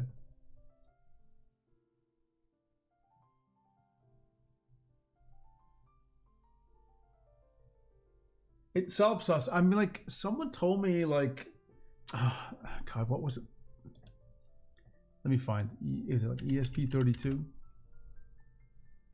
Someone told me that if I wanted to do something like this, it would be pretty easy if I built off of this thing, which I don't know anything about, right? An ESP32, a low power system on a chip microcontroller with integrated Wi-Fi and dual mode Bluetooth, right? And I feel like this would be like, what would I need? I don't need anything complicated. I just need I just want more dials and I want more buttons. That's it, right? Like, I love my TourBox. Actually, give me a second. Let me go get it.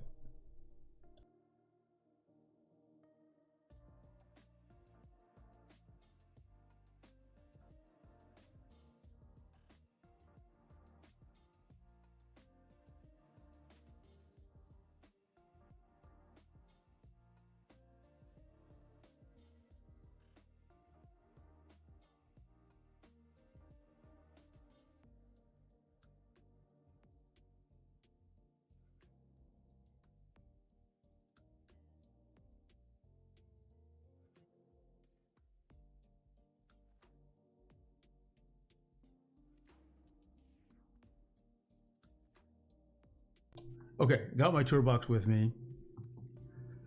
So I just want everyone to see it, okay? So basically, what do I really use? I don't even use all these buttons. Do I use this? Not at all. I use this for size. I use this for zoom. I switch between tools, 4 tools here, and then when I hold, I gotta put my hand on it actually. Remember how this works. When I hold this down, this button on the side here, sorry you can't see it, then these 4 change. And the rest are kind of like modifier keys. So basically, in the end, I really just need, honestly, 2 dials, right? Or rollers or whatever. And I need probably, I would say, the key thing is I just need bigger and more keys and several levels of shifting, meaning modifier keys, right?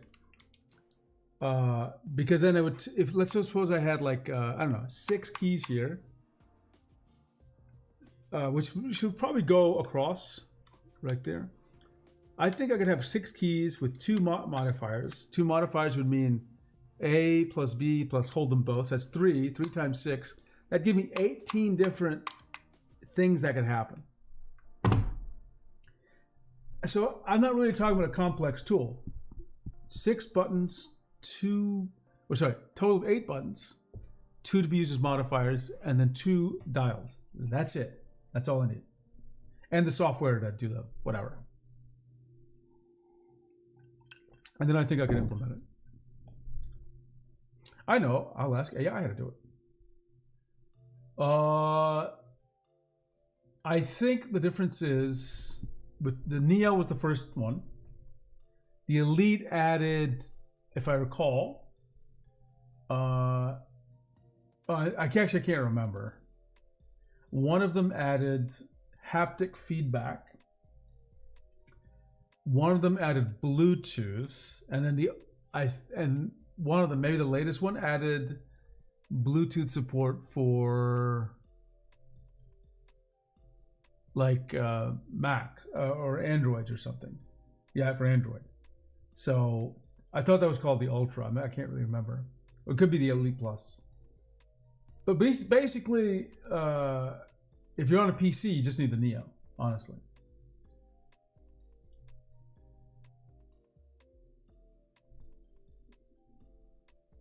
Let's see, Solid Sauce says something hot swab would be cool, like that Steve Punk. But yeah, yes, in CAD work, analog joystick is a huge thing. When app UI is from 80s, 90% of what you're doing, you're rotating viewports. Great devices, but pricey. Oh, those are still used, Nick. I didn't know that.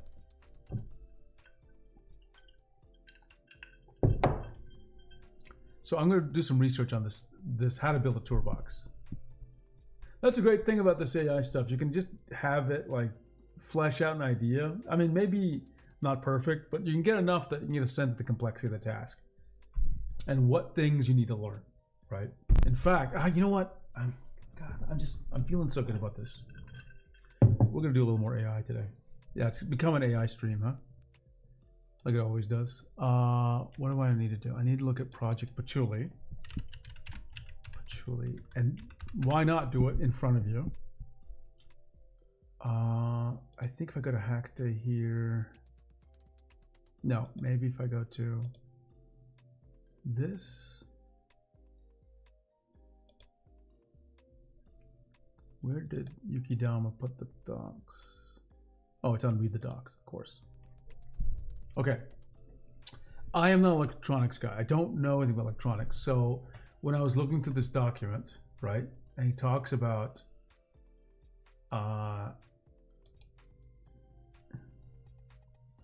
I can't make heads or tails out of this, right? But Yukidama knows all this stuff. He's got information that's this deep, right? And there's like diagrams like this, which I don't really know what they mean, to be quite honest. Let me zoom out just a little bit. So what I wanted to do was to have my new friend, ChatGPT. I don't know much about electronics.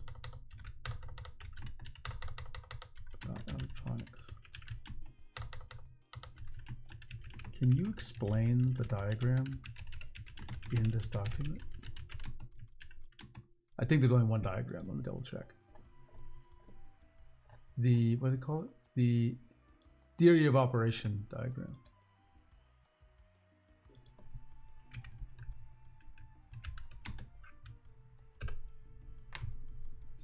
Okay, uh-oh, we got a comment here.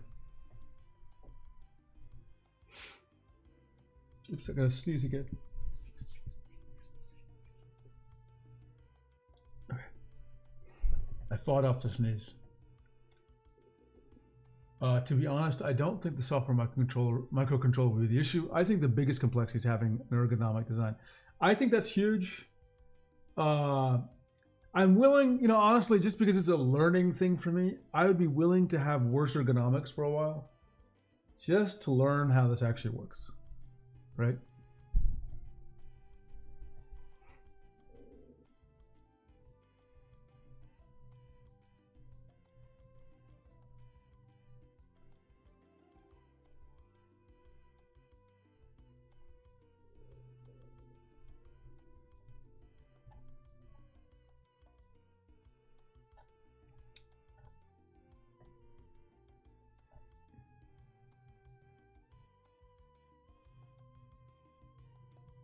Okay, I would want to go deeper on these. Go much deeper on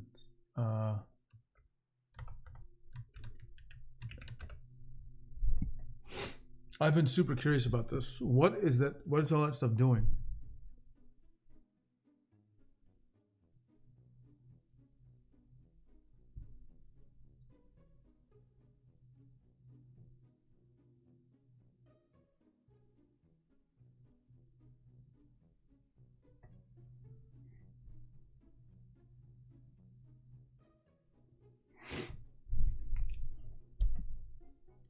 That block is the brains of the tablet. Yeah, this is what I see. I don't know what these terms mean.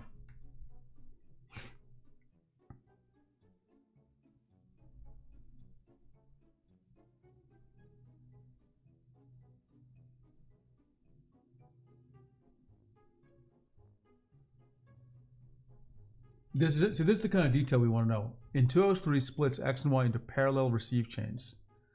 Older tablets often had to find X and Y in separate phases. Intuos 3 is faster because it can process them at the same time.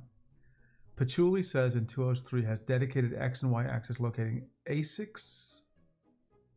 I'm gonna look up. I don't know what an ASIC is actually. I mean, I know I've seen the phrase. I don't know exactly what it means. What is ASIC? Custom designed computer chip. Okay.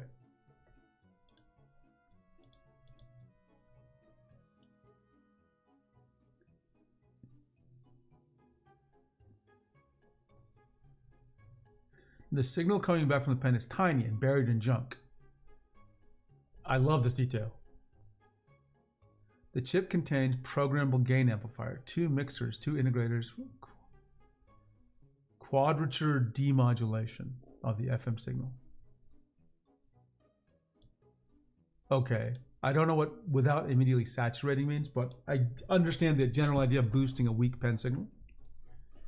Mixers multiply the receive signal by reference clocks. Don't know why what that means, but I can understand maybe it's making something bigger.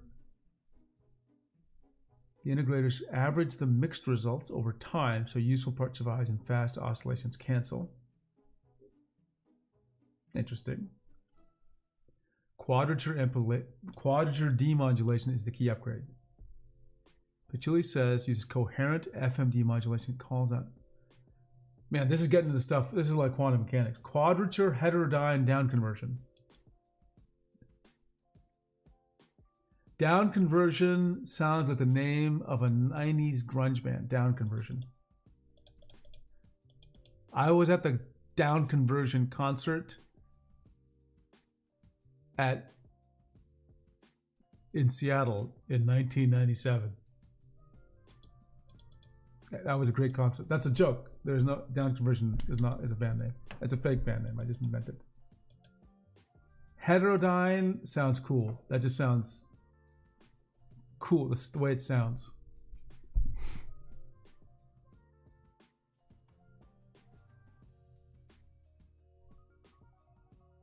Man, this is getting complicated. Yeah.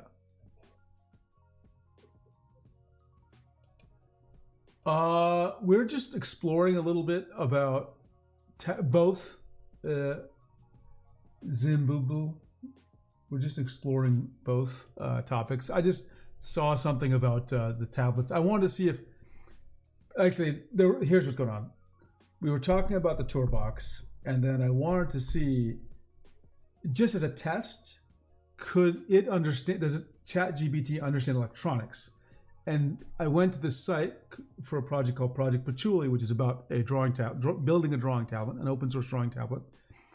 And just as a test, I wanted to see, can it understand this diagram?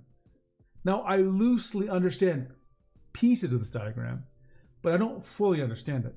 So that was my test, because I'm not an electronics person. So can it, now it's getting way more detailed than I actually know, but at least it makes me realize, let's try it. Let's actually try it. Because the ultimate goal is to build a Tourbox. Okay, so let's try it. New chat. Do you know, I always ask this, what a Tourbox is? I don't know why I ask questions like that. What is a Tourbox? I hope it doesn't give you back a document. Like, okay, it does know.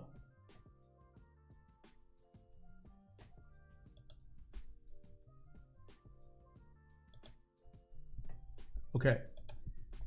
I want to build my own simple Tourbox. Simple tool. It'll be called the 7-box. The 7-box. Own simple Tourbox. Okay. All it needs is 2 dials, 6 buttons, 2 additional buttons to act as modifier keys for this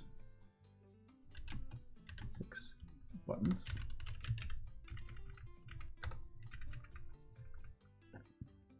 Okay, and it needs software on the PC to configure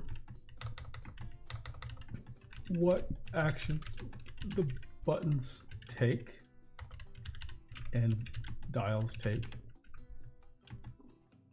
for specific apps. Let's just see what it says. Let's just use this as a discovery here. Oh, I see.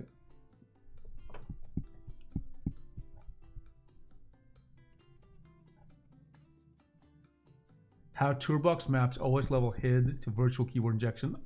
I have no, I know what this means generally, but I'm curious. Yeah, how to build. Yeah, let's go do it. Yes, your spec is very doable. Yeah. Use a small USB cable microcontroller board with good hobby support. QMK supports many blah blah blahs. RP2040, I think I've seen that word. Your device is tiny. Firmware. QMK.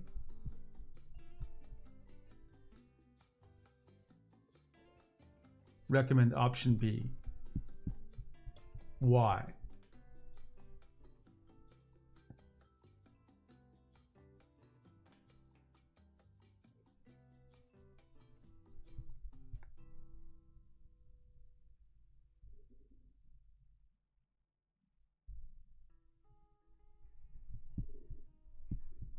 See, firmware, QM key for device firmware, optionally VILE during development. VILE the QMK fork with real-time cross-platform GUI configurator.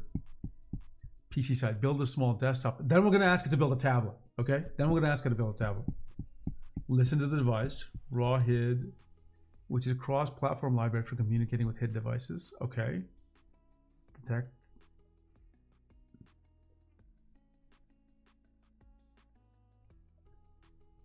Hardware parts list. Now we're getting there. I need a microcontroller board Yeah.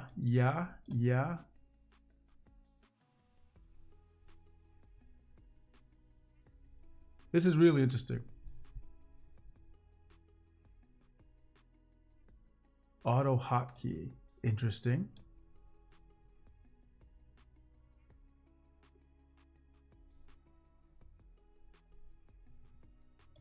Okay, what skills?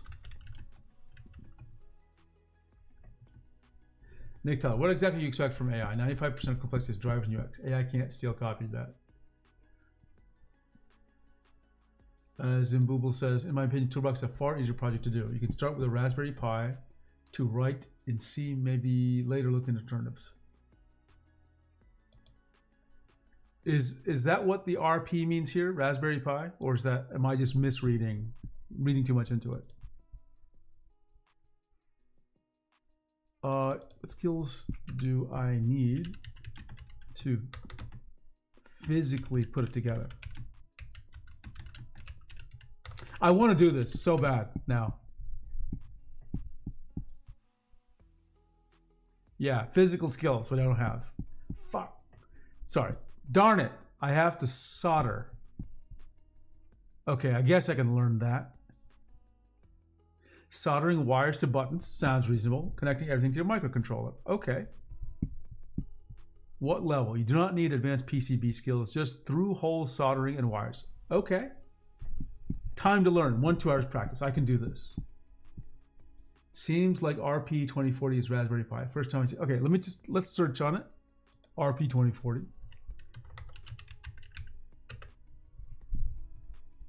Okay, it is a Raspberry. Okay, that's good. What is this? Let's see.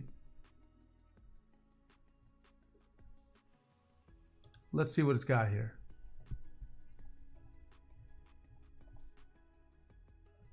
This is already too deep for me. Maybe tech specs. ARM processor, 264 kilobytes of SRAM. Drag and draw. Okay. I mean, it seems like a basic thing. Okay. Let's now.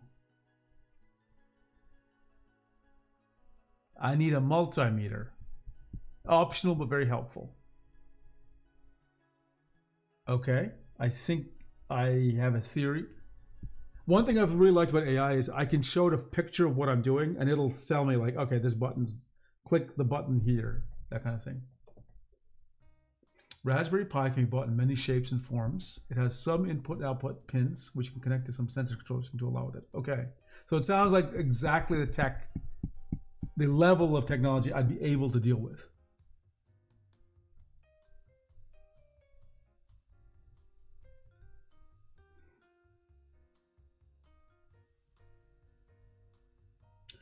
Oh, look, I love it. Skills you don't need. That's good, because I don't have any of these, and I don't want any of these.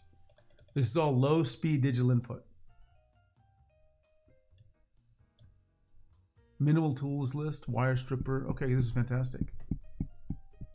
So nothing is hard. Some things are medium. I have a 3D printer, so I can make an enclosure.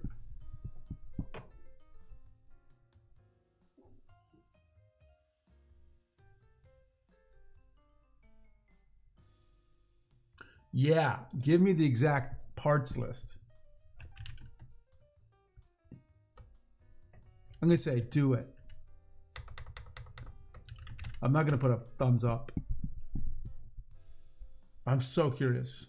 Okay, then we're going to build a tablet. Okay, this is cheap. This RP 2040 is cheap.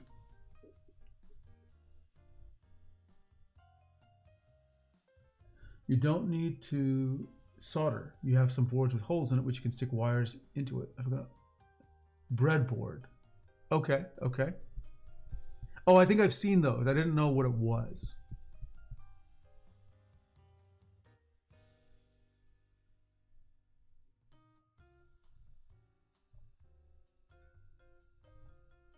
But how do the wires connect to like this encoder? It Wi-Fi or Bluetooth? Let's take a look. I don't see it listed here. Maybe in the product brief.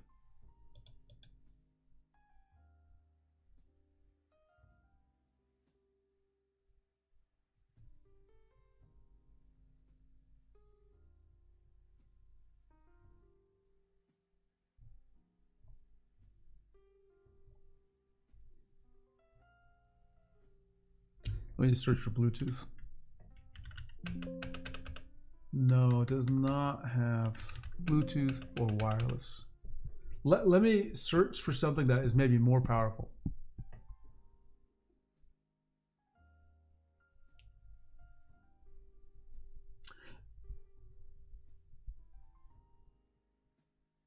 Oh, look, a joystick. Breadboard or perf board, jumper wires.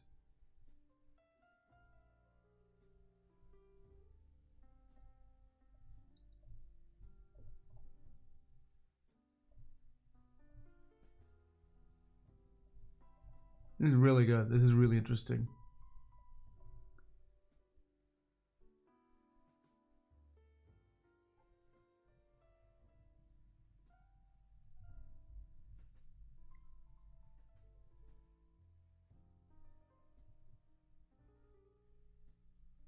Let me see, what's total cost? What is total cost? Check if Pico. Breadboard, okay. Pico. Raspberry. Is it Raspberry Pi Pico?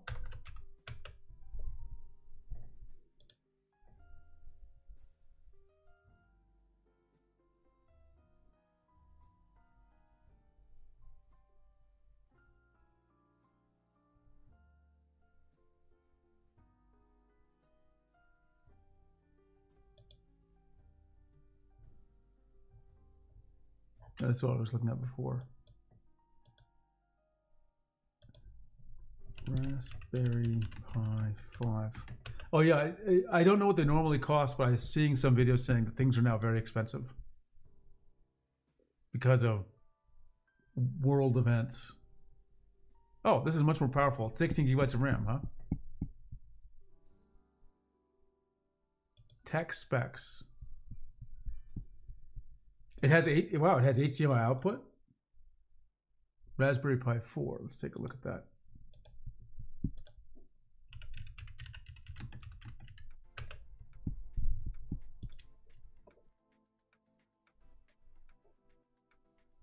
Ethernet, USB, micro, HDMI.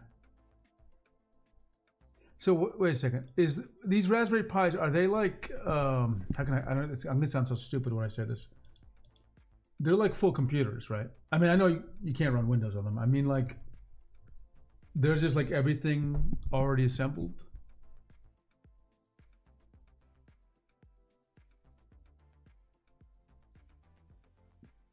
So this thing's 500. How much is this one? From 35. Oh, sorry, 300. Is that right? How much is this? Sure, I'll pick Adafruit. 290, 219. It's more of a general purpose controller. You can install an OS onto it. I gotta admit, I'm somehow intrigued by the idea that it has UI. Like if I could make it send UI out to the HDMI port, that's kind of intriguing for me. Right? Could I do something with that?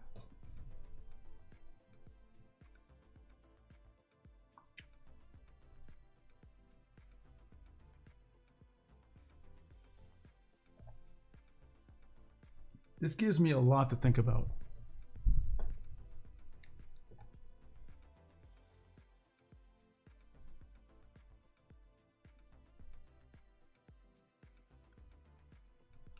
Like, you know, I have a Stream Deck. Everyone sees it, right? Let me just bring it up here. I have one of these, which obviously has a screen inside of it. And in some ways, and one of my Stream Decks, which I'm not using right now, has dials, right? So I don't need like keys like the Stream Deck has, but I am kind of curious about building a device that has is capable of sending a display output. Sorry, because there are some uses I might have for that. Yeah, on stream, right? For example, this is kind of hard to explain. I've been wondering about. Sometimes I need things to be shown on screen through HDMI, but they're not part of my demo machine. They're just like my demo machine does its own thing. I just need headers and titles and videos and things. I just wonder if something like this could serve part of that role, almost like a kiosk mode. If that makes sense, but one that's programmable, right? One that I could change without having to like set up my computer. Like I have too many computers as it is, right? And I'm thinking about having some things work more as a dedicated device. I'll check into this. Could be interesting. Okay, before we go further, let's go back to Project Patchouli. And let's see if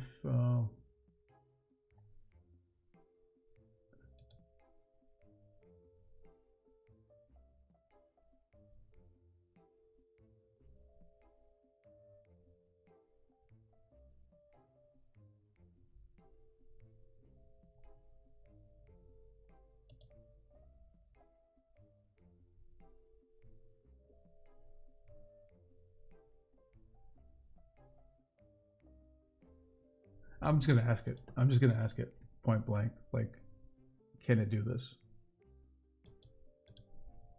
ChatGPT. Let's see.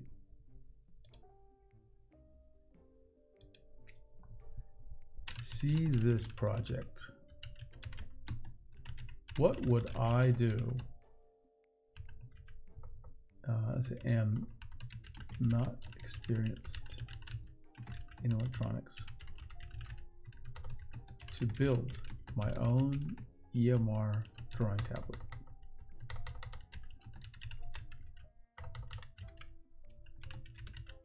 Based off the instructions here. Let's just see what it says.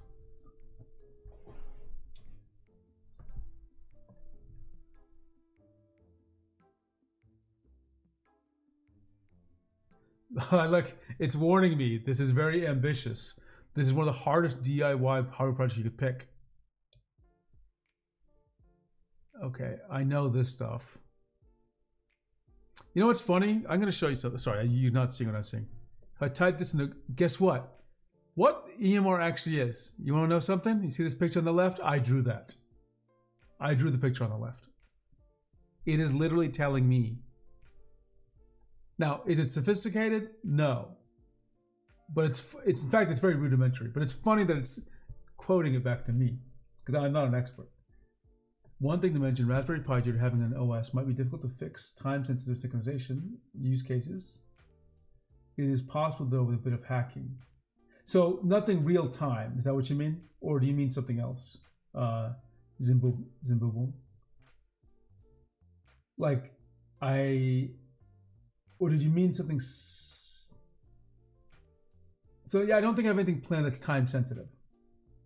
Right? Yeah, I don't think I have anything planned like it's very non-time sensitive, matter of fact.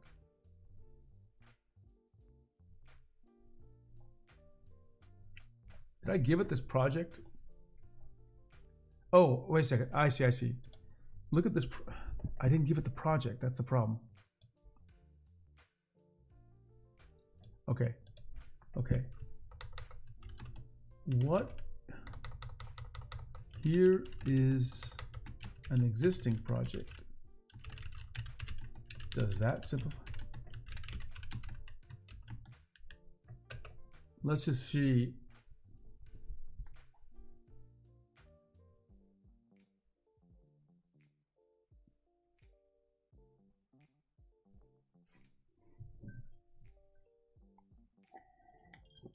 because I didn't realize I forgot to put the link in, so it was like super complicated.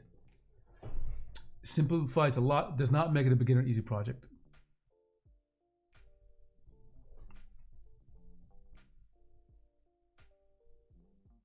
Huge short. Okay, that's good.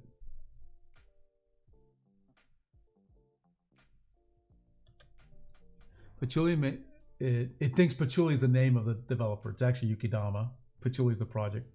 Patchouli mainly turns this from a research project into an advanced hardware replication integration project. The build instructions still expect you to handle fabrication assemblies, STM32 firmware tooling,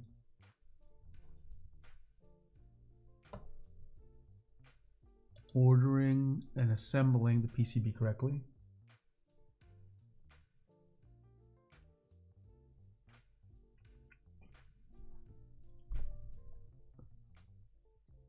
Okay, let's just try this. What can we do? What can we buy to make this simpler for me? A simpler project for me. That's a classic thing. It's like you build or you buy. Sometimes it's easier just to buy something. Okay, it didn't need to answer like this. That is exactly the right question. Okay, sure. It's giving me basic stuff though. I'm like, Patchouli uses STM32, but you don't need to start there. You can start with the Pico. Okay, that's the one we talked about previously.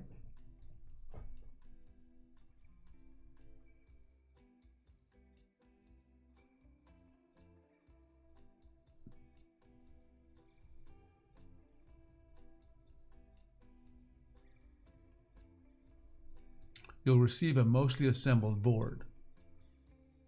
Buy pre-made dev board instead of custom MCU section. Okay. Skip building the pen. Sure.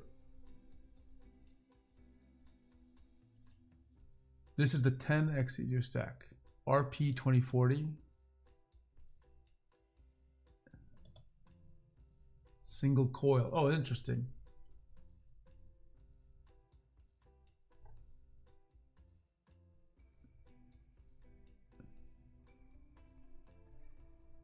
So it will cost me $200 to $400 to build something like this.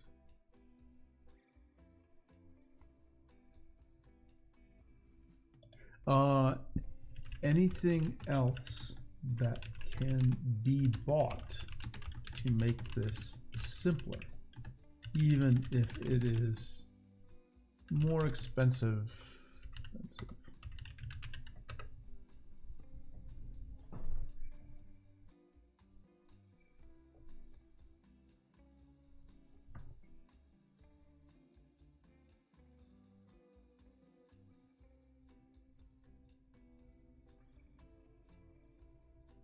Okay, interesting.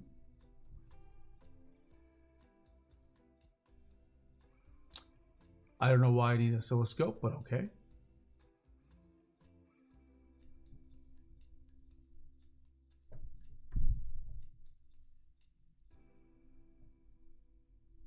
A signal generator. This is getting complicated, huh?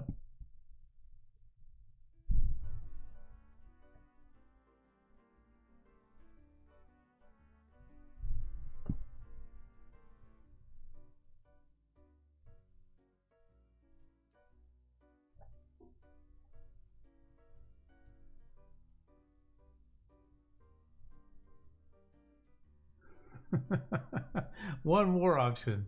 The ultimate shortcut. Buy a used EOMR tablet. I don't know, Zimbubble. This kind of surprised me, the direction it took. It's like, to me, it's making it more complicated. I'm like, I was hoping it'd tell me, oh, buy this Raspberry Pi. That will make it even easier to debug, not add more hardware to get more advanced. I want to learn less, if that makes any sense.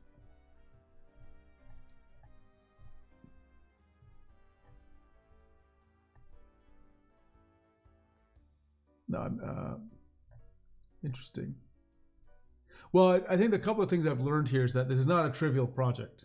Like the the Tourbox idea is a much more approachable project than the EMR tablet.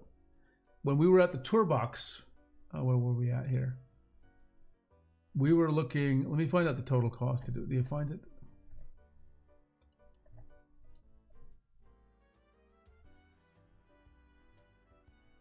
It's saying $40 to $50. So I feel like we can do this. Right?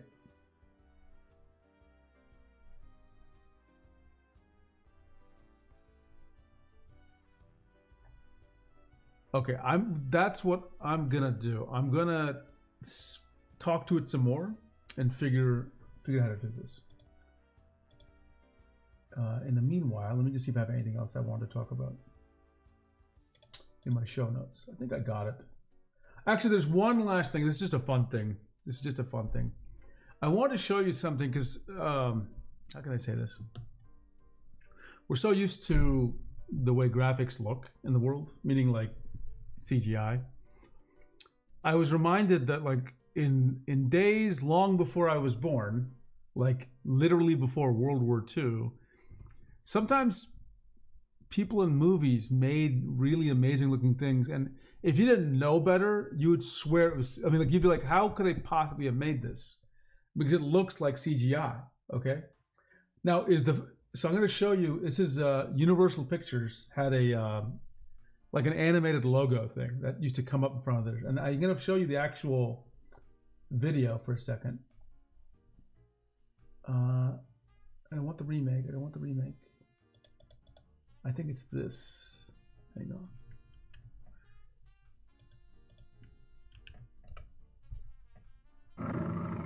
Okay, so that's Universal Pictures. I'm going to turn off the audio. God knows what's going to happen with YouTube. So nothing too special about this. I think we can kind of imagine what's going on here. It's this one. It happened, so don't worry. It's going to come back to it. Okay. 1934, so before World War II. Now look at this. 1939. Now, what I see is something way more complicated. Like, I don't know how this was put together. Like, how could you have achieved this effect? I can kind of imagine someone photographing some plastic, I guess. But like, this looks like I wouldn't know how to produce this physically. Is that a real mirror ball? Was this drawn? Was this animated, like by hand and painted? I don't know. But I thought it looked really cool. And the reason I mentioned this one is I wanted to do a web GPU simulation of this, right? Let me find a cleaned up version because some people have made remakes. Here's one, which is really cleaned it up. Now, it's a little extreme with all the stars, but it looks pretty good. There's a few little, let me go back over here. There's a few, I would call them rendering issues at certain points on the sphere, but you understand, it looks better because it's crisper, but it makes you wonder how they ever did it in the first place. Here's another one. This is from another remake of the same logo. I don't know why this came up. Same logo, different person. Not as authentic, but it's probably a bit easier to see because the stars aren't crazy. And then in the movie Wicked, which I did not see, apparently they made a variant of that. Which it looks really good, by the way. I love this, by the way. It looks just like a better version of the original, but like it's not like a slavish copy. It actually looks sophisticated. And it cleaned up some of the noise of the first one. But I like, obviously this is CGI, but yeah, if you go back to the original, it's just amazing that it was done without CGI. But I'm going for this kind of look with some of my animations. So we'll see.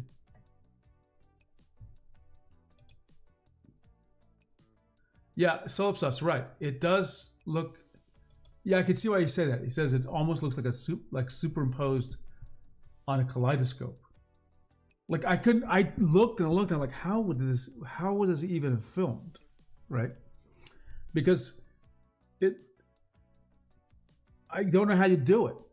The thing is suspended. There's stars shining. Like, how would they have been able to film this?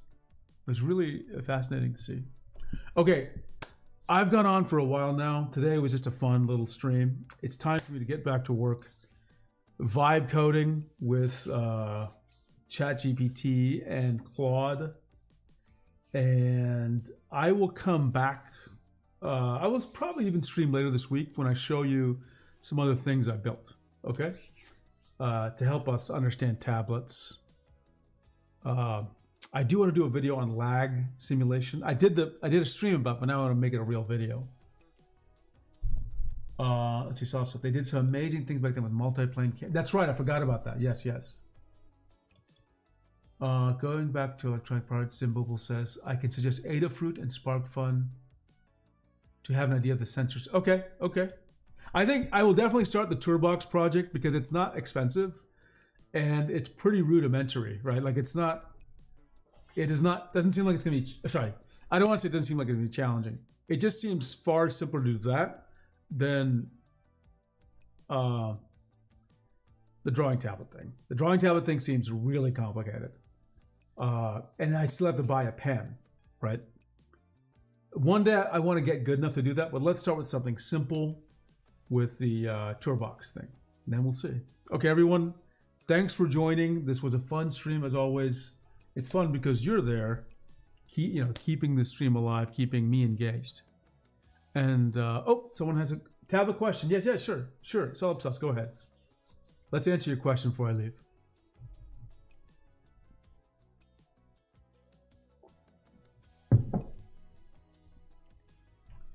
While I'm doing that, I'm gonna just check one thing. Solipsauce.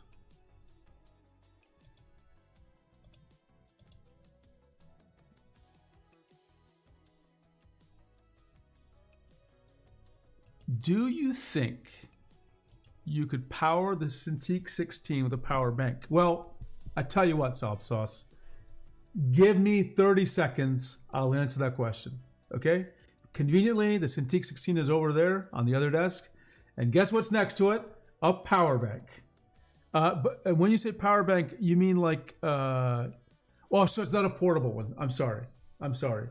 I think you could. I don't know how long it would last. But I had when you said power bank, I had a USB power hub, right? If you want, I can still try it, but I think it should be possible. It's not like it has some secret power needs, right? But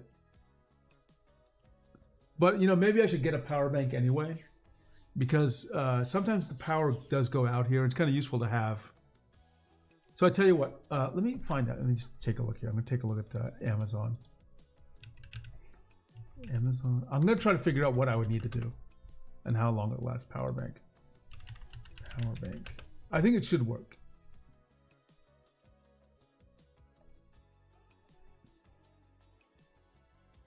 Okay, I tell you what. I will buy a power bank. I will literally buy a power bank and test this out. Okay? I'll try to aim for a power bank that theoretically will keep the Cintiq 16 working for, 2 hours, if that's even possible. Okay? Let's see if that works. Okay? So, Solipsauce, do you have the Discord? Let me make sure you got it, because you don't know when I'm going to stream, but on the Discord you can always reach me. So give me a second. Let me find the Discord. Let me paste it in. And everyone on the stream, join the Discord if you're not already there. Trust me, it's the place to be if you want to talk about drawing tablets. Where is the chat?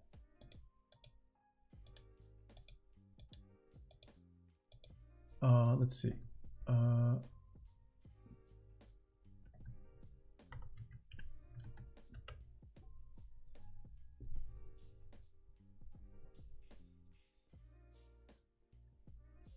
Okay, let me go power the Cintiq even with my USB hub, and I'll come right back. Okay, just 1 second.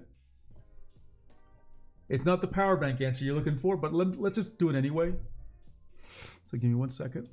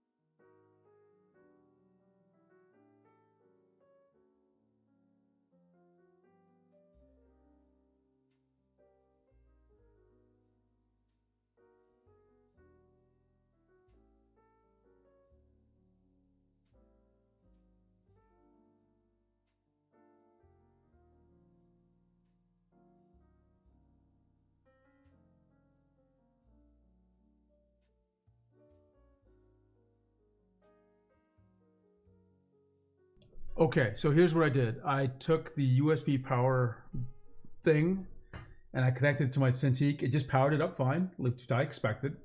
And then I connected my iPhone to the other USB-C port for video.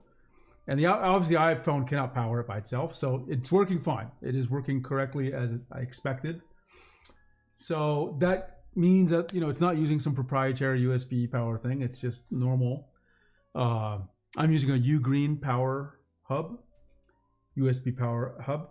I will get an actual power bank. And the reason is, first, I want to answer your question. Second, again, it's really useful for me because power does go out here every now and then. And like, you know, it is nice to be able to have something working, my phone, because they get discharged pretty quickly. Okay.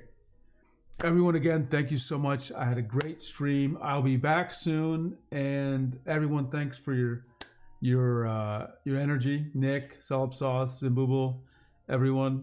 See you all soon.